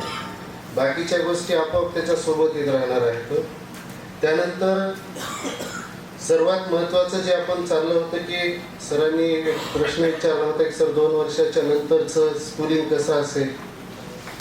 आपण सर त्याला आज इमॅजिनच नाही करू शकणार, कारण आपल्या विचारशक्तीच्याही खूप पुढचे बदल आहेत. कारण पूर्वी चेंज होण्यासाठी एखादं रेव्होल्युशन ज्याला आपण म्हणतो 100 वर्ष लागायची, आणि हा काळ प्रत्येक वेळेस हाफवर येत असतो. 2010 मध्ये जे होतं ते 2020 मध्ये नाहीये, 20 मध्ये होतं 25 मध्ये नाही, 25 27लाच राहणार नाही, अर्धा येणार. म्हणजे 2027लाच नेमकी कशी स्कूलिंग राहणार, 30ला काय राहणार, आपल्याला आज इमॅजिन करणं अवघड आहे. याच्यासाठी एक मी ट्रिक वापरतो की आपल्यातली जी खूप म्हणजे ज्यांची कल्पनाशक्ती जास्त असते ते सायफाय मूवी तयार करत असतात. तर मी ते फार पाहत असतो, कारण फ्युचरमध्ये काय होणार आहे त्याच्यापर्यंत ते बऱ्यापैकी आयडिया येत असते, जे 25-50 वर्षाच्या अंतर घडणार आहे. तर ते सुद्धा एक चांगलं माध्यम आहे. आणि सर्वांनी आता सांगितलं की म्हणजे याच्यातून काय होईल किंवा भविष्य कसं अवघड आहे. काही अवघड नाही आहे. एक आपल्याकडे आपण एक म्हणतो दुनिया गोल आहे. काय होईल होऊन टेक्नॉलॉजी शेवटी काय करणार आहे, आपल्याला रिप्लेस करणं म्हणजेच आपल्याला थोडक्यात आराम देणार आहे. प्रत्येक गोष्ट आपली टेक्नॉलॉजी करत जाईल. पूर्वी मी उठून टीव्हीचं बटन दाबायचं, नंतर रिमोट आलं, आता व्हॉइस कमांडने मी त्याला करतोय. रिमोटला बटन पण दाबायची गरज नाही. म्हणजे थोडक्यात काय देते, मला रिलॅक्सेशन, आराम देते. तसं भविष्यामध्ये काय होईल, सगळी कामं ते मशीन करेल, करू दे, आपल्याला काहीच करायचं नाही, बसून राहू. म्हणजेच आपला जो पूर्वीचा पूर्वज होता जो केव्स मध्ये राहायचा, फक्त त्याचं 2च काम, खाणे तेच करता, काय फरक पडणार आहे. शेवटी इथंच येणार आहोत आपण. त्यामुळे अशी काही फार काळजी करायची गरज नाहीये. फक्त एकच विनंती करतो की बदलत्या काळानुसार स्वतःला अपग्रेड करत राहू आपण, तर आपलं शिक्षण क्षेत्र टिकेल. कारण आज एक दुर्दैवाची गोष्ट पाहतो आम्ही, इंजिनिअरिंग सर इव्हन IIT मधले सुद्धा स्टुडंट ज्यावेळेस कंप्लीट करतात तेव्हा त्यांना परत 3 महिन्याचे 6 महिन्याचे लेटेस्ट कोर्सेस करावे लागतात, तेव्हाच एखादा जॉब मिळतो. म्हणजे आजची शिक्षण व्यवस्था आपली एवढी स्लो चालते, स्पीड इथं 2 वर्षावर येऊन ठेपलेली. तर ह्यामध्ये सुद्धा आपल्याला बदल करणं आवश्यक आहे. निश्चितच आपण सर्व बदलाला ॲक्सेप्ट करणारी आहात म्हणून इथं आला. तर भविष्यामध्ये आपण हे सर्व बदल ॲक्सेप्ट करूयात आणि निश्चितच एक आपल्या देशाचं भविष्य तुमच्या हातून जे काय म्हणतात, आणि जे काही वेगवेगळ्या माझ्या बांधवांनी चिंता व्यक्त केल्या होत्या, ह्या सर चिंता प्रत्येक पिढीला आहेत. आज्याला आपल्या बापाबद्दल चिंता होती, बापाला आपल्याबद्दल होती, आपल्याला आपल्या लेकराबद्दल आहे, त्याला त्याच्या राहणार आहे. हे काय म्हणतात, एक पिढीचा गॅप आहे, त्यामुळं ते चालतच राहणार आहे. तर आपल्या सर्वांचे या ठिकाणी धन्यवाद. संधी दिली आणि खूप चांगलं सेशन सरांचं झालं. सर्वांचे धन्यवाद.